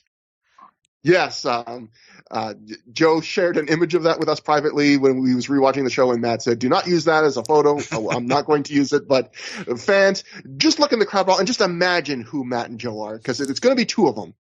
I'm not the tall guy with the mustache. Pick your poison. Colt fights back. He holds his own 1-on-4 as they make their way back to the ring. Colt then lands chair shots on Reefer and Smokes as he and Homicide go back to fighting. Eventually, this all ends with the big spot, which is Homicide hitting an ace crusher off the apron through a table, which is one of those bad table spots. We just saw one recently when AJ Styles and Wraith had their blow off. One of those spots where it's a move where the only way you can do it safe through a table is by completely taking the bump yourself. And I just feel like when it's a spot like that, just don't do the spot, because like basically doing the ace crusher off the apron through a table, Homicide basically just jumps off and like takes the entire bump through the table himself, clearly. But I mean, that's the safe way to do it. But then maybe that's just the spot you don't do off the apron. I thought it looked cool. Like, the crowd loves it. Like yeah. Maybe I'm just being a grump. The crowd loves it. I mean, I liked the way they were like fighting over it for a long time, and then then he just hits it like super suddenly like that. I really thought it looked really cool. Like, I actually liked this brawl a lot. Like, I mean, yes, it was bad in like the ways that the ROH crowd stuff is bad, and that like you can't see a lot of it. But like, this was the most intense thing the two of them have done yet together, and I thought it was good enough that I think it almost made up for the bad match that happened right before it. Yeah, I was about to ask, because I just wrote my notes. This whole brawl was only a few minutes shorter than the match, and definitely was way more action-packed and exciting than the match. So, Matt, I was going to ask your thoughts, but you just gave them. But I guess I'll also ask you, what do you think about the idea of? I mean, I don't know. Maybe there was some extenuating circumstance that came up, but the idea of you book Homicide Cult, which is a fairly big match, and then 3 days before the show, you say Homicide's off the show, presumably after a lot of people already bought their tickets, unless you're waiting to buy them at the door. And then you have Homicide show up anyway as a surprise, and you have him basically do almost a full-length like match in terms of a crowd brawl. Like, what do you think about that move? It's definitely a choice, and I have to wonder if there was some kind of story behind why that happened the way they did. Probably some story, but like, I don't know. Like, in one sense, like maybe if like that was my home market and it was the only time I would get to see an ROH show, like maybe I'd be annoyed. But like, in the sense that wrestling's not a real competition, they basically did have a match. And and it was better than the match that was actually officially a match. And it allowed, in terms of booking, it allowed them to like, you know, kind of, let the storyline kind of extend a little bit. You know, they didn't have to, you know, like they didn't use up a match on this show, so they could do it on another show. And they, you know, so they let the angle kind of linger a little bit more. And so I thought it worked out in the end. I mean, it didn't bother me, I guess is what I'm saying. But I could see why it would bother somebody who was like just going to this show and this show only, and they just get this weird screwy version of what could have just been a normal, exciting match. I could see that side. But for me personally, I thought it worked out fine.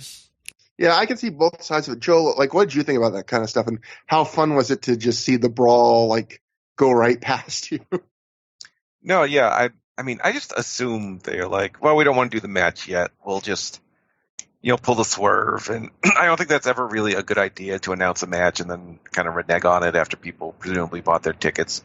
But like you said, like Homicide showed up and they, had a 10-minute fight. So, you pretty much got to see everything you would want to see had you assumed Homicide would be on the show anyway. Yeah, the only thing I'm thinking is maybe, I know, like, I think Dave wrote that in the Observer sign that the thought was that they were playing off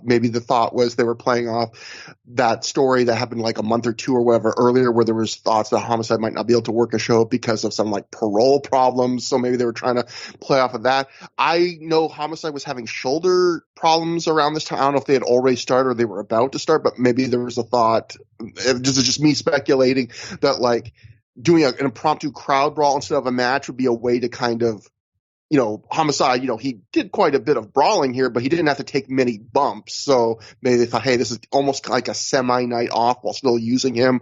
I'm not sure. I could see either way, but yeah, I remember he didn't work the TPI that a couple months earlier that year. I think it was just like they said, like, well, he couldn't leave New York. So I imagine they were playing off that to some extent.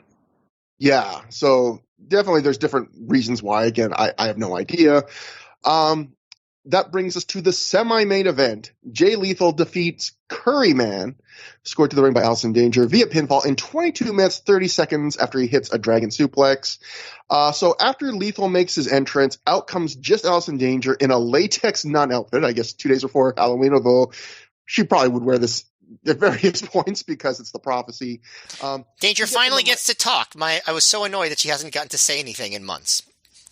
Yeah, she gets on the mic. She tells us Christopher Daniels can't be here tonight due to the birth of his son, which was a thing that had just happened, I think, the week before. The crowd boos. Some of the crowd cheers this. I saw some live reports that say some people booed it. I mean, I guess there's a mix of reactions, but of course there's going to be some assholes booing it. Yeah. But she says, in the spirit of Halloween, we have found a suitable replacement. Out comes Curryman, which of course is Christopher Daniels. The crowd not only chants his name, but hot and spicy over and over. Curryman even kind of gets Bobby Cruz to dance with him for a second. And yeah, this was a different kind of match, wouldn't you say, Joe? What would you say? This was a different kind of match? Yeah, I mean, it was like, there's this band you've seen like 20 times live, and one time they pull out this obscure B-side, and maybe it's not a great song, or maybe it's not your favorite song, but you got to hear it, and it's kind of this cool live experience. And that's kind of what this match was, because I know he had brought up the gimmick later on in TNA quite a bit, but it was still fairly rare to see. I think they mentioned he'd worked one prior Ring of Honor show. Yeah, it's only the second time he's ever been Curryman. He went Shingo at Dragon Gate Invasion as Curryman. That was it. Yeah, so it was, and a lot of people recognized it. As soon as the music hit, people seemed to know where this was going. I thought it was a weird stylistic choice, given where the storyline was going, where, like, oh, he's fighting the protege of this guy, and, you would think, oh, he beats him or roughs him up or cheats or something, but instead they had this really wacky comedy deal, like half comedy, half straight match. I think the whole thing went 20 minutes. In total, it was just like, it was fairly entertaining enough. I thought the wrestling was fine when they got down to it. I thought it was just sort of an oddball choice to make, and went like really long in a match, on a card full of long matches. I didn't know if this needed to be a fourth one. Yeah, this was a bizarre match, especially in the semi-main event slot. You look at this match and go, oh, 22 minutes, they're really going for it. When you watch the match, the first half of this match is some very basic wrestling, but most of the first half is just them playing to the crowd, which is really into Curryman, or at least chanting hot and spicy a lot.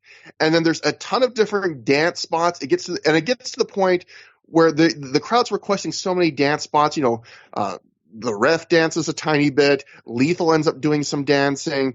Curryman, of course, does a lot of dancing. They chant to get Allison Danger in. She does a very little bit of dancing. It gets to the point where Daniels, as Curryman, actually gets on the house mic and basically tells the crowd, like, you've got to stop asking for dancing because we're not going to have time to actually do a wrestling match. And then from there, they basically do like a 9 or 10 minute regular Christopher Daniels Jay Lethal wrestling match, which is perfectly solid wrestling. It's nothing that's going to really get your heart pounding, but it was like your enjoyment of this match is going to all solely depend on how much you like goofy shtick. Because the first 10 minutes, how like the idea of Curryman having a dance party with everyone in the ring, if that appeals to you, you're going to really enjoy this match. If that doesn't appeal to you, this match isn't for you. I mean, Matt, what did you think? I mean, yeah, basically what you all said it all. I mean, it's like they're having fun, and like I wonder if the match is actually longer than it would have been because they spent so much time playing to the crowd. Like it would have just been like maybe like 15 minutes or like 14 minutes. But you know, they really get into this hot and spicy thing. Like the crowd really does love it, and I remember that from I'm not so into Curryman, but like you can't argue with results. The crowd was super into this. They're, like they get, like you said, they try to get everyone to dance. And it's funny because like the first thing they do is they try to get Lethal to dance. And like Lethal's whole dance at first is just Rick Rude hip gyrations. And, and then, but then he does do the Running Man. So, I mean, not well, but he does it. So, and then they get Keener to dance, and Keener's dance is just him doing like raising the roof, which is, as far as I can tell, not a dance. Then they try to get Allison Danger to dance, and she comes in, and then she just raises the roof. So, like, my only conclusion that I drew from this is a crew of people that cannot dance. That right? That's the only. I mean, that's because like if someone asks you to dance and you can dance, you're not just going to stand there and raise the roof for like a third of a second, right? But I mean, the one kind of dance thing that Curryman and Lethal do is they do the thing where they're kicking each other's shins, but then they do the whole, well, I don't know if there's a name for this dance where they like kind of like step back, then like kick each other's shins and grab each other's hands and like hop around like in a circle, right? Like, is there a name for that dance? There must be, but yeah, I know what you're talking about. Oh, I saw it, but like, yeah, I don't know the name for it. But yeah, that's my main conclusion. These people cannot dance. Maybe Daniels can, but definitely not Keener, Lethal, or Danger. They cannot dance, or they can't, or they don't think they can at the very least. But yeah, it's the match itself. I mean, yeah, it was fine. Like it was, the pop for the finish was not that big, cause I mean, Lethal gets a win over Christopher Daniels here, but I guess, it's, the thing is like the way they really straddle the line here because it's like, are we in storyline? Are we supposed to take them as actually different people? It's kind of hard to say. Yeah, you're right that like it would have made more sense to just do the match because it plays into the storyline, but maybe, part of it was probably Halloween, and maybe they also didn't want to have Lethal actually beat Christopher Daniels. Yeah. And they probably also didn't want to have Daniels beat Jay Lethal. And so this was a compromise. Jay Lethal beats Curryman. And I'm sure that's probably it, right? So that's probably what happened. It's either Halloween or that. Like, yeah, you gave both the reasons I thought it's one or the other. It's either they thought they'd do it for Halloween or a combination. Daniels. Yeah. Yeah. Couple other quick notes from this match. Look at my notes. Lenny Leonard at one point in commentary says Jay Lethal's win over Low-Ki has elevated him and skyrocketed him. And I just thought, nope. Like, when you say that, it really puts a point. Like, it actually emphasizes how much it hasn't. It's better just not to say that at all. And then, this is a chant. I can't decide. I thought this crowd sometimes could be a little too cute for their own amusement, but this is one I don't know if I love this or I hate this. At one point, a random fan just shouts out at Curryman, "You're better than Pepper," and I thought, "You're going." I mean, you're trying. Yeah, I mean, Daniels just sort of like paused there, and he was just like kind of shrugged and just went back to wrestling. like he wanted to react to that, but probably just had no idea what to say. Yeah. Fun fact, that was Matt that yelled that. I yelled it from all the way in the back. He could hear it. I just really felt strongly that he was better than Pepper. That's his line. All kinds of pepper. Any kind of pepper Curry Man is better than it. At wrestling. At wrestling. That's the part that you didn't hear. He's better than pepper at wrestling. Because, he's talking about pepper parts. No, because I would actually rather put pepper on my food than Curry Man, you know? Curry's good. No, Curry Man. I don't want to put Curry Man on Curry my Man's food. Good. Okay. We cut to a close-up of some spears and a deer head on a wall somewhere as the graphic tells us we are in Ghana, West Africa, which I presume is as true as 5 minutes later in the opening match graphic. I would have really appreciated their commitment to art if they actually had him fly to Ghana to cut this promo. We're going to fly Reyes across the country for 30 seconds. We're going to fly Jimmy Rave to Ghana for a 2-minute promo. The camera pans down and we see Jimmy Rave holding a roll of toilet paper. Rave says it's great to be in Ghana, a place where he's respected, where people worship him as he walks down the street. But then in the bathroom, he sees this, common single-ply toilet paper. Rave says people think it's amusing to throw it at him. He talks about how disgraced and humiliated he is by it being thrown at him. He says he's going to refuse to wrestle if it keeps being thrown into his ring. Rave then recaps his recent feuds with CM Punk and AJ Styles. We see clips of both those feuds. Rave takes credit for Punk wanting out of Ring of Honor. He takes credit for revitalizing the Styles Clash. Rave says he's come up with the most devastating finisher in wrestling history, and we'll see it soon. He then turns his attention to Generation Next and builds up their upcoming Steel Cage Warfare match. He says if Generation Next even makes it to that match, they'll see the Embassy standing in the ring in front of them, and they'll probably defecate themselves in fear, so they'll need this toilet paper more than him. I actually thought this was a pretty decent promo from Rave. We haven't gotten to see a lot of extended promos for Rave. I mean, we haven't gotten to see any before this, at least not by himself. So, like this, he did a real good job considering. Yeah, and I guess this is the weird kind of places my mind goes to. But I thought, the idea, with the Embassy is that Rave is pampered in Ghana, gets like the most luxurious things.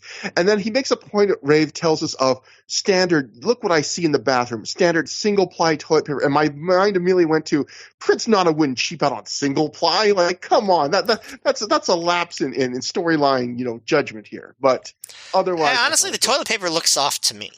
I don't know. It didn't look like the cheapest possible toilet paper or anything like that. But yeah, this is when you're going to start seeing, once this DVD makes the rounds, this is when you're going to, actually, I think they might have even posted this promo on the website because they really wanted people to start bringing toilet paper. You're going to see that real soon. The big wave of toilet paper thrown at Jimmy Rave.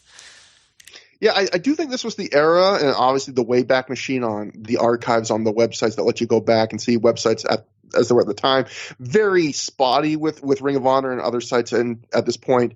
But I do think this was the era where Ring of Honor's website was starting to post more segments on video clips like this online. Oh, yeah, and there's going to be a big one that I'm going to talk about at the end of this episode, actually. So that brings us to the main event, the Ring of Honor World Title match. Bryan Danielson successfully defends the title when he defeats Roderick Strong via submission in 37 minutes, 9 seconds. We made him tap out with, I guess, an omoplata armbar.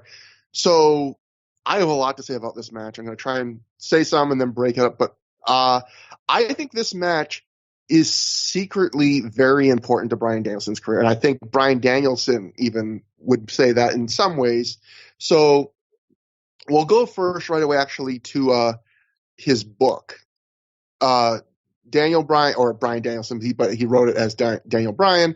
We've been quoting his book recently because he's starting to get to a point in his career where he really writes about in his book.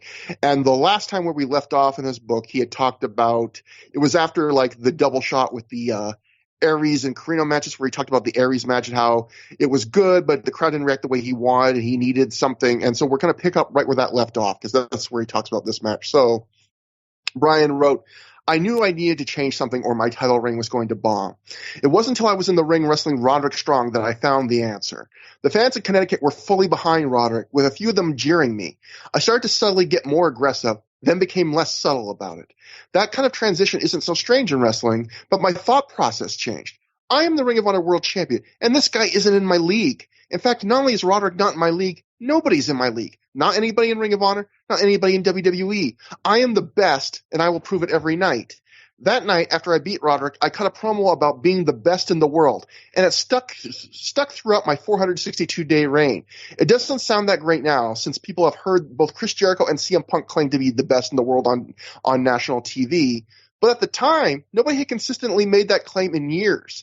It legitimized me among the independent wrestling fan base, and I was then a top guy anywhere I went against anybody I faced. It worked because it was boastful and gave me an attitude. It was also a rallying cry for the Ring of Honor fans. They believed ROH was producing the best wrestling in America. WWE was far too interested in entertainment, and that didn't appeal to this audience who wants something grittier and organic. They wanted most of their action between the ropes, not on the microphone or in silly backstage vignettes. Most of all, they wanted to believe that the wrestlers they watched at Ring of Honor events, at least some of them, were quote-unquote better than those appearing on TV programming of larger organizations. So I changed my character to appeal to that desire. So that's kind of Bryan's background. And I would say, watching this match, like, I remember this match kind of being good, but I didn't remember, like, watching this match, I think you really only appreciate if you watch every Ring of Honor match, like Matt and I have been doing in order.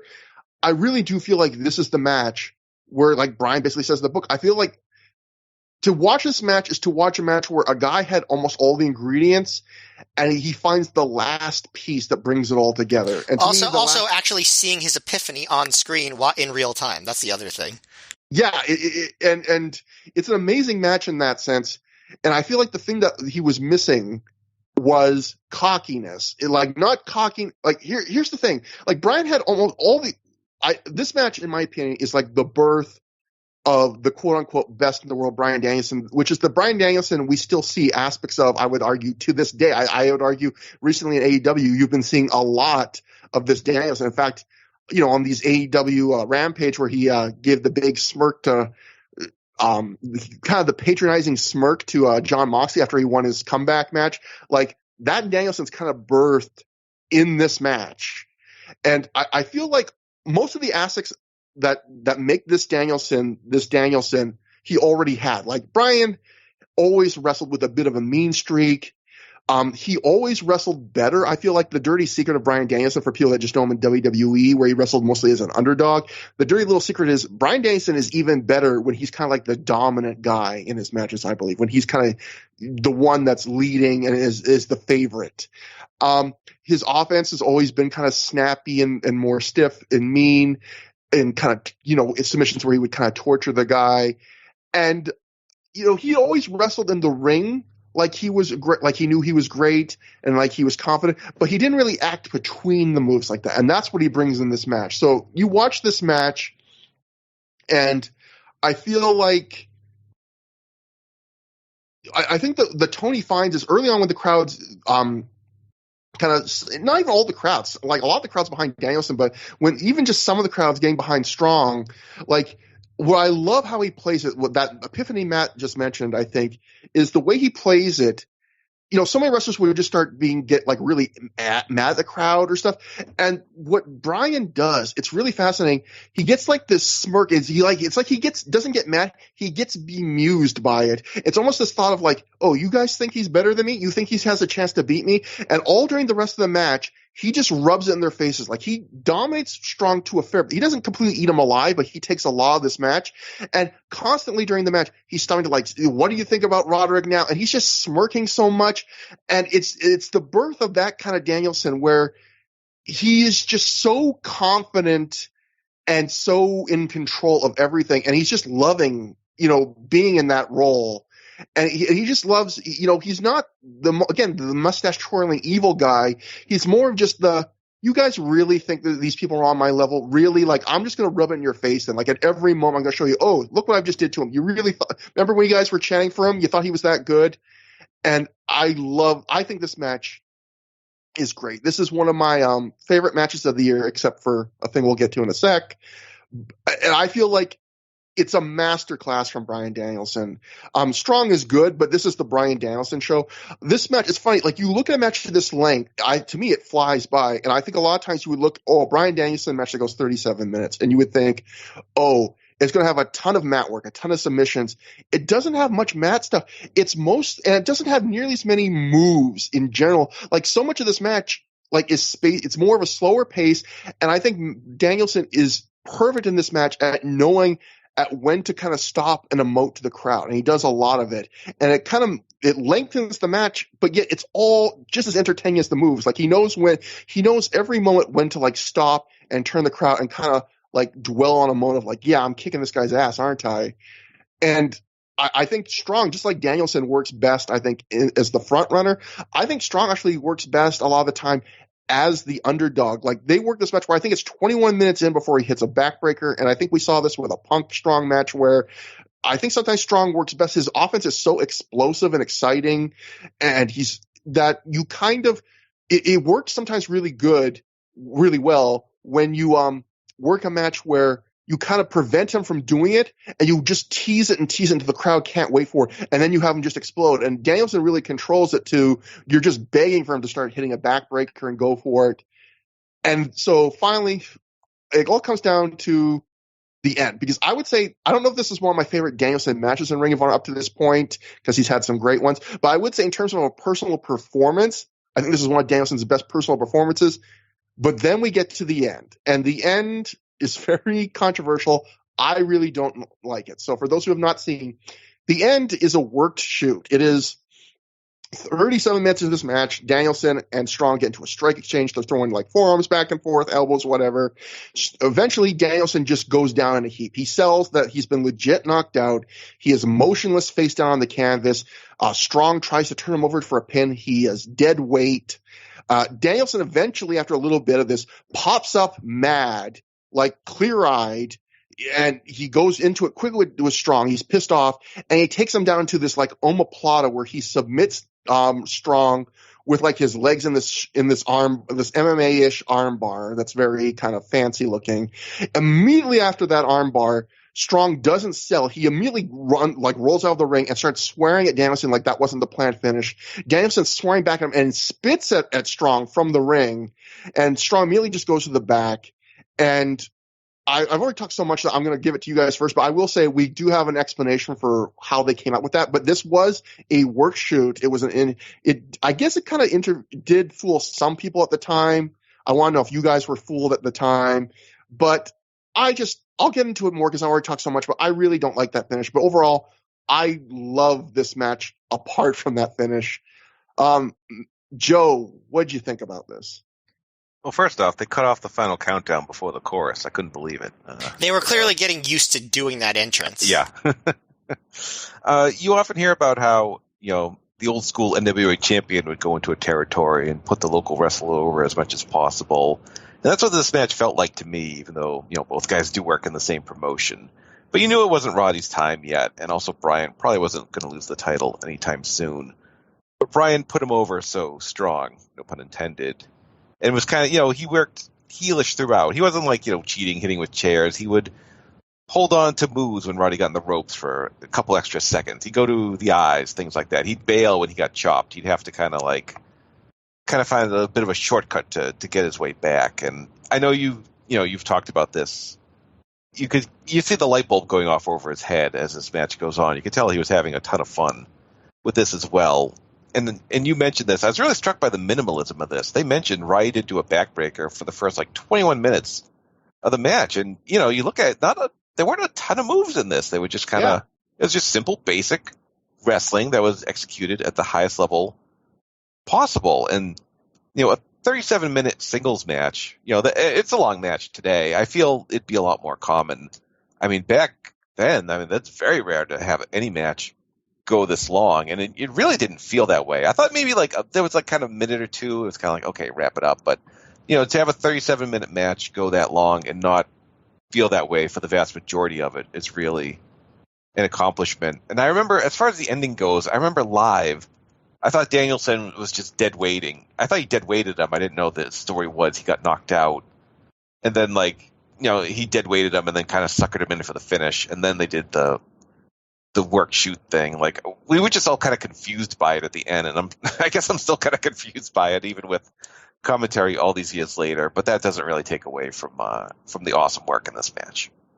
Matt, what did you think about all of this? So yeah, I would say the only match that might be more important in the development of the Bryan Danielson as champion character than this is the next Danielson versus Strong match that takes place a week later at the show Vendetta in Chicago. We'll see as we watch it, to see like how they kind of complement each other in the development of that character. But as far as the finish, so they sort of recontextualize it on the DVD because it was a work shoot initially. You're right. Like they did play it that way. And live, like it was just confusing. I didn't get that sense. It was just like, wow, that's a weird way to end that match. Like I thought they were going to do more dramatic stuff at the end. But what happened was on the ROH website, Gabe Sapolsky presented it as a work shoot, and he posted a video of the finish of the match and then them going backstage and like yelling at each other and like cursing each other out like it was a shoot. But like on the DVD, they do not present it that way. Like, I don't know if you noticed that. They totally recontextualize the ending. Yeah.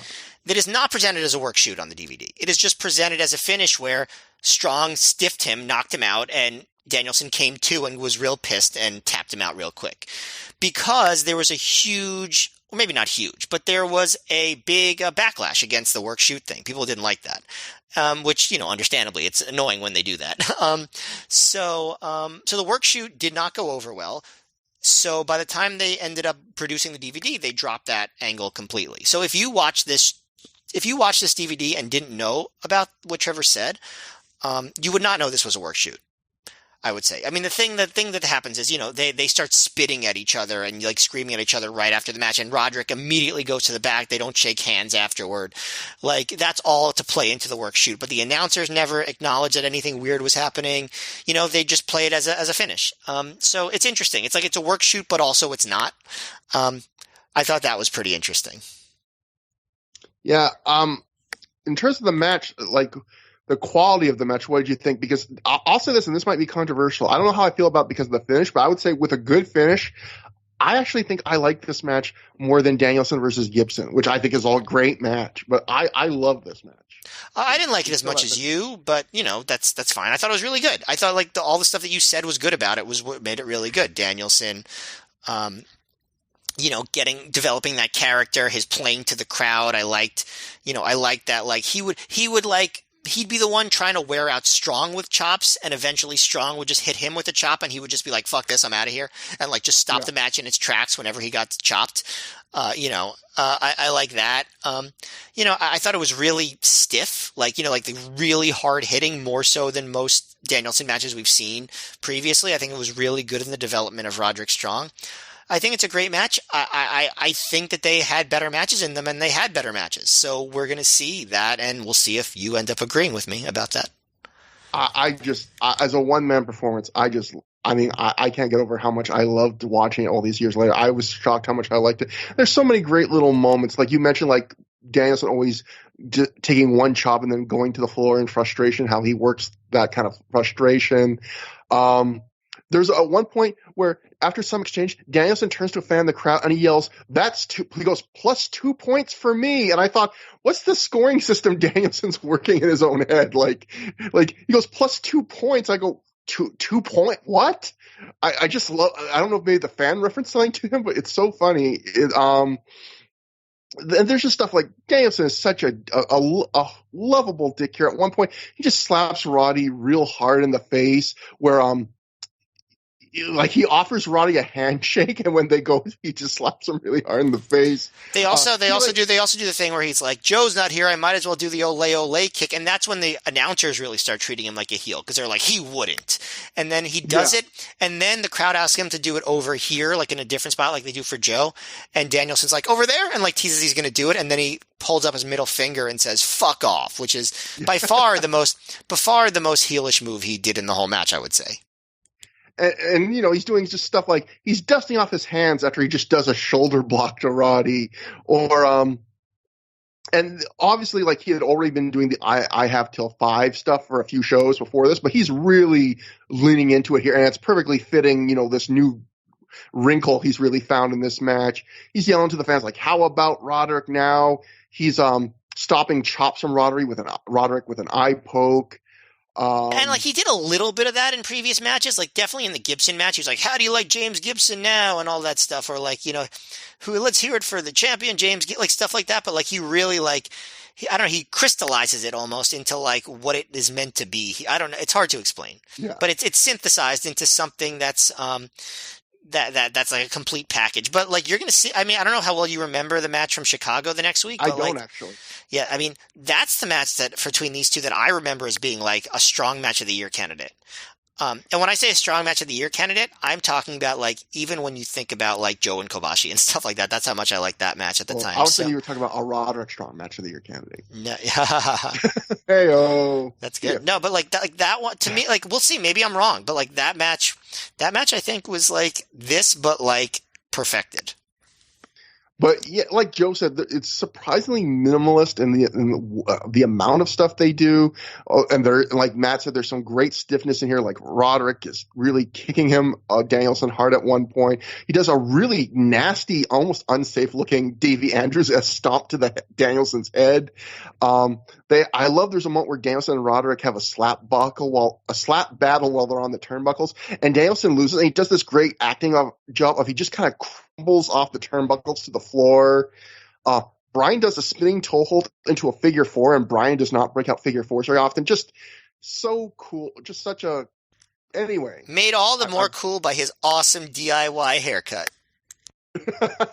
So now I'm going to get into the story behind the finish. So first we'll go. This is how the Observer covered it at the time, and then we'll do the Torch, and then we'll tell you the real story straight from the horse's mouth. So the Observer wrote, the crowd was silent for a lot of the match, which one I don't necessarily agree with that, Dave. But anyway, silent, no. But I do remember, Joe. Do you remember this? I do think it felt quieter in the building than I expected, and like it came off better on DVD than it did live. I really it did feel that way to me because you could see all the little nuances of Danielson's performance on DVD. Do you remember it being better? Do you remember it being a little bit worse live? Yeah, I would say a little like you said, you could pick up a little bit more watching on DVD. Yeah. So. I mean, yeah, it wasn't like ravenously hot, but I don't think it was absolutely nothing. And look, if the crowd, whatever they weren't into it, the crowd was wrong. And I do feel like the match. I agree with you also, Joe. Was saying that maybe there was maybe a minute to the match where you go, oh, you can maybe wrap it up. But overall, I thought the match mostly flew by. But I do think that for this crowd, you could tell that maybe it was going maybe 5 or more minutes too long, that they start to lose a little energy. But anyway, Dave wrote, the crowd was silent for a lot of the match, described as being because it had been a long night, the match was methodical, and nobody believed that Strong had a chance to win. They'd better not make that mistake for long, because Strong is on the short list of guys who are going to have that belt within a year, barring something unexpected. Good reporting, Dave. I guess something unexpected happened. Danielson's chest was beet red, and Strong had a gash near his armpit. They did a weird angle at the finish that nobody fully understood, as Danielson acted like he was out, then out of nowhere got a submission that Strong tapped to. Strong stormed out like he was double-crossed, and Danielson spit at him. Remember Bret Hart spitting at Vince McMahon after Survivor Series? The match was supposed to go 50 minutes, with the idea of teasing that they would do a 60-minute draw, but then have a clean finish with the champ going over. So then we go to the Torch. Wade and company wrote, there was an altercation between Roderick Strong and Danielson near the end of their October 29th match, and heated words between them backstage afterward. Says one Ring of Honor wrestler, they were jaw-jacking pretty hard when they got backstage after the match. When asked, Strong didn't want to talk to friends about what happened. Gabe Sapolsky had to calm them down backstage. Sapolsky tells the Torch, well, things did get very heated at the finish, and they did cross the line. There is no guessing about it. And so, I remember. So can I tell you something funny about this? Yeah, I remember Bix. Like, I don't want to like call people out, but like he really led the charge. I remember on like message boards that I read about how ridiculous this whole work shoot thing was. I feel like David Bix and Span I'm talking about. Like I remember that vividly. He really did not like this and called it out. And like, I feel like probably if you asked him now, he would probably say, yeah, like that was really stupid that Gabe did that. I have to assume that I mean, I wonder if they were working the wrestlers too when you got this quote from the wrestlers and talking about them arguing backstage, or if the wrestlers were in on it, because, even this quote of when asked, Strong didn't even talk to his friends about what happened. Like, I mean, they certainly like you said, Matt, I agree. It did seem like they decided to change midstream about selling this as a work shoot. But initially, like the week after it happened or the days after it happened, with all this, it does seem like they were going to some lengths to try and make this seem like something really went wrong. Until the big backlash, they were. Yeah, but it was only like a week or so. By the time they got to like the next weekend of shows, they had already kind of dropped that. But for the definitive story of the finish, we'll go to the man himself, because Bryan Danielson does in fact write about this in the book. And in a way, the finish was actually more real than you would think. So let's look at this. Bryan wrote, "The night of that first match against Roderick was also the first in a series of experiments I was doing on wrestling finishes. A standard wrestling trope was that you beat guys with your finisher. Some guys have two, but very rarely do people have more than a couple of moves that they will actually beat guys with. For the more astute fans, matches become more predictable. They know that even if a wrestler hits another with a big impact move, if it's not their finisher, it won't end the match. I want people to think that a match could end at any time. On top of that, though the hardcore fans at Ring of Honor very much appreciated wrestling, it was hard to get them to believe that any of it was legitimate after so many years of WWE saying it was all just entertainment. We didn't need people to believe that the whole thing was real, though, just part of it. Guys lose their tempers, and sometimes things get real in the ring. Most people never know it because it just seems like sloppy wrestling. My idea was to create a moment in which the audience would wonder if what they were seeing was actually real. The finish of the Roderick match was something that legitimately happened to us. One night after a show, a bunch of us were hanging out in my hotel room, and Roderick was drunk, his behavior growing more and more irritating as he jumped all over the place while I was lying in bed. I told him to get out of the room if he was going to be annoying, so he charged and sprang on top of me. I immediately put Roddy in an omoplata shoulder lock with my legs until he screamed. It didn't take long, and then I let go. Gabe was in the room and saw the whole thing. He thought it was awesome, and later that week, he told me he wanted that to be the finish in our upcoming match. I agreed, only if Roderick wasn't drunk. So we did it. In the match, Roderick was chopping me so hard that my chest was bleeding. As lots of wrestling fans who've tried chopping each other know, it hurts. Chops make a loud, visceral sound, and people know they sting. So it wasn't hard for fans to believe that with all the chops Roddy had given me, I was pissed off. Instead of the usual cavalcade of moves before the finish of a big match, we just started elbowing each other in the face really hard until Roddy nearly knocked me out. He went to jump on me, and just like in the hotel room, I instantly put him in the omoplata. Rather than the typical milking of the submission, Roderick tapped out almost immediately, rolling to the floor without selling anything. He was pissed off. I got up pissed off, and then I spit on him and said he was a piece of shit. People in the arena had no idea what had just happened. It looked as if, in the middle of a normal wrestling match, tempers flared and a fight broke out. That was exactly what I wanted. So that is the story from Danielson himself. And it's funny because he does not mention the idea of this match was supposed to go longer, the thing that Dave writes. And I'll save that note for the next Danielson-Roddy match, but Bryan Alvarez in the Figure 4 even says like that the omoplata finish was not the planned finish of that of this match, which is clearly not the case because Bryan outright tells you not only was it the finish, Gabe told him to make it the finish when he saw him do it for real. So pretty amazing story. So in a way, this is the work shoot that was actually a shoot because it was based on something that actually happened. And finally, we just have a couple more segments to go. They instead of working themselves into a shoot, they shot themselves into a work. Yeah. I was going to say the other thing I would say is for people that want to do work shoots, here's why I don't think this worked as a work shoot. And one, I don't like the idea of work shoots. But if you're going to try and do it, I think Bryan kind of, without realizing, touched on why it didn't work in that description. Because he says in work shoots, he goes, people don't usually know their work shoots because it's just sloppy wrestling. And I think that's the point. Work shoots, I mean, anyone that recently watched like the Nia Jax Charlotte one should know most times when a wrestling match breaks down into like a real shoot thing, it's not dramatic or good looking. It's sloppy, it's ugly. It's usually two people standing around kind of talking to each other and one of them being pissed off and the other one not knowing what to do and trying to get the match back on track. And the problem I think with this work shoot was it's too dramatic. Like Bryan's knocked completely out and he pops up and hits this amazing like legit like fancy looking MMA submission and all this stuff. Like that's it, when people get really knocked out, they're groggy after they get up. They don't have the presence of mind to do all that stuff. And it doesn't happen at the end of a dramatic match. Like I feel like if anyone that wants to do a work shoot, you have to have the guts to make it like make the match bad and make it ugly and awkward. Don't encourage these work shoots by helping them do it better. We don't want any of those. I'm just saying a real work shoot does more often than not look like Nia Jax and Charlotte. I mean, a real shoot, not a work shoot, than what they attempted to do here. I mean, if you really want to fake it, that's the goal that's what you have to imitate. But, we cut to Chad Collier backstage somewhere, not this building because he wasn't at the show. He's seen Ace Steel's crazy videos recently. If Ace wants a singles match with Chad, he's not going to get it. He's only going to get a tag match with Chad, and Chad says, I'm going to knock your head into the people's laps. Quick little Collier promo. Next, we have Jim Cornette in front of a Ring of Honor banner, presumably at a hotel room or something. Probably was shooting a shoot interview. Cornette says he is in favor of Bryan Danielson's open contracts, and he announces Bryan will defend on the next show against Chris Sabin. And then the next night, Bryan will have a rematch with Roderick Strong, whether he is champ or not.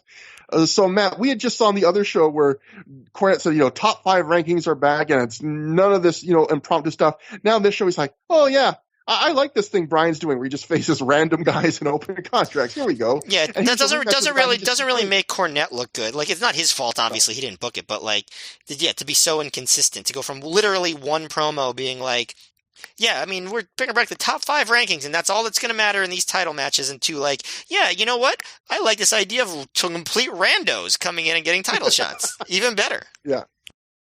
And then finally, in the last segment, we join Gary Michael Capetta backstage. Gary says they are keeping Bryan and Roderick apart backstage because there's so much heat between them.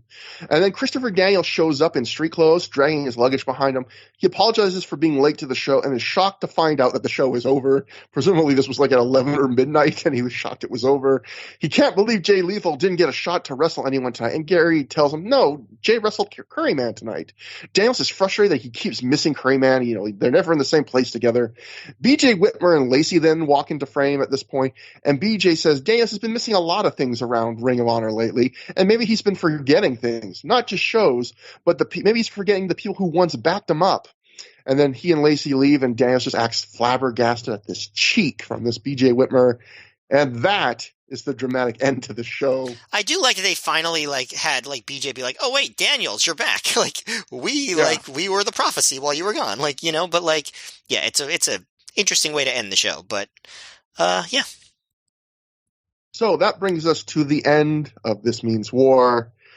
Joe, you saw it live, you experienced the gas, you did not get the candy, you've rewatched it now. What'd you think about it after all this time? It's an unusual show. I felt we really missed having Samoa Joe there, and Jimmy Rave too, and the tag champs weren't there, and Nigel was kind of in a wasted spot in the multi-man, and there was a lot more comedy than normal on 2 pretty heavy comedy matches, including one in the semi-main event position. But there were, I thought the main event's kind of an underrated pivotal point in Ring of Honor history, and certainly if you're a fan of Bryan Danielson, you owe it to yourself to see it. But it's not like there aren't other long Roderick Strong, Bryan Danielson matches out there to see. But I really like the opener. I still did like Aries Styles and the main event for sure. And there's a lot of good long wrestling on this. So I can't say it's certainly not a must-watch show, but there's nothing all that bad outside of B-Boy Cabana. So it's probably worth a watch, especially the main event if you have to see one thing from it. Matt?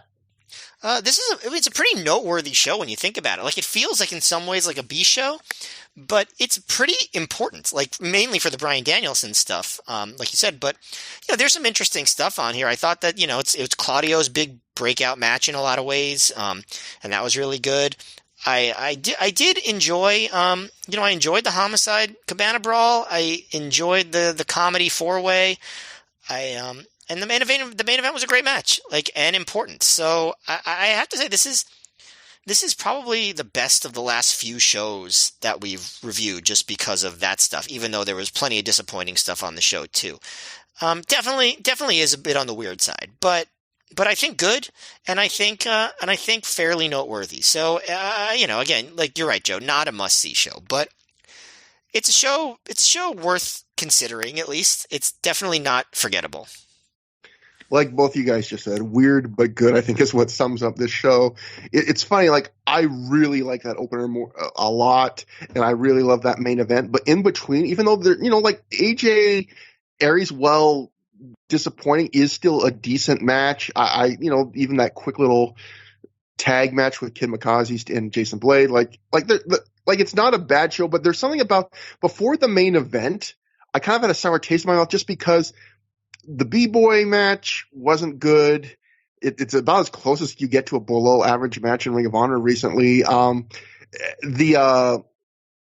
Curryman Jay Lethal match was entertaining in its way, but it was just not what you'd want for a semi-main event, I think, as a home viewer.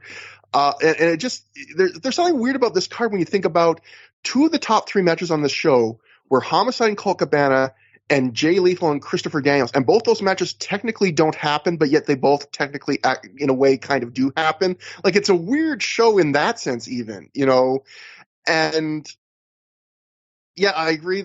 You missed Joe a bit, but yet there's a really good match in the opener, and there's a great match in the main event.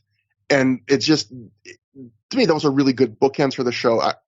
What I will say is this is not, to try and sum this, I would say is Danielson, like Strong from this show is not a match you need to see to really, if you're just a Ring of Honor fan or a wrestling fan, like it's not that great. It's not on that level. But I will say if you're like a big Bryan Danielson fan, I do think it's kind of must see because I do think, like we've been saying, it's an important match in the evolution of his entire career.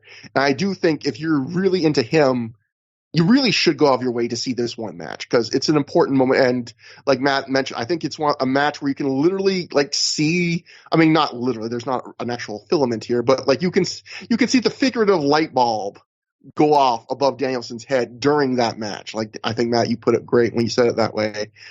And then after all that, I had to do my 2.5 hour drive in the dark, in the middle of the night, all the way back home. Yeah. Well, I do think that one match would have. Do you remember going back if you thought it was worth it? I thought it was weird. Like I told you, that match did not come off as well live. It really didn't. And like I think it's a great match now, but like I think I was mostly like, I think maybe. I mean, it was fun to meet Joe Gagne. I think that was the highlight. And like I liked being around ROH. Like I was what was I 22? Like anything was worth it at that point. You know what I mean? Like it was just fun, like driving around and doing different things. But so yes, I will say yes. It's fun to meet Joe Gagne when you're 22. So moving on to plugs. If you're 22, see if you can meet Joe Gagne. I think it might be worth it. It's fun. Joe, what do you got to plug? Well, I'm canceled now, so I guess I have nothing to tell him. No, you can listen to the 5-Star Match Game on the Voices of Wrestling Podcasting Network. It's a pro wrestling quiz show. We have shows dedicated to certain individual topics, and both Matt and Trevor have been guests multiple times. And you guys might be overdue for a return visit. We'll have to try to squeeze you on this year. I mean, Trevor is the most popular contestant on that show by far, I would say. So I feel like at the very least he needs to be back. People love hearing Trevor's answers, yes. The only time people talk about my appearance on that show is to talk about how bad I am on that show. So. Like I said, one of the most popular contestants on the show. So for our plugs, as always, through the years at gmail.com. That's for our email. That's THROH at Trevor Game on Twitter, at Mayor MGF on Twitter. Joe, you didn't just give out your Twitter, did you? Did you want to do that? Sure. It's just at Joe Gagne, Gagne. Yes. We have a thread on the Pro Wrestling Only forum, prowrestlingonly.com forums. They have a plug forum section. And so that's that. And next time on the show, we will be covering Showdown in Motown. Ring of Honor comes to Detroit for the first time, featuring another Alex Shelley versus Austin Aries match, Chris Sabin versus Bryan Danielson for the world title. And this show is perhaps best known for the most infamous DVD cover in Ring of Honor history, in which it looks like the two men in the main event are completely naked and about to have sex with each other. I feel like you're extrapolating a lot in that second part. Look, it just looks like they're completely naked. I don't think there's anything about sex going on. It's a nudist colony. Okay. Well, we'll debate that more on the next episode. So until next time, have a good time. Have a great time.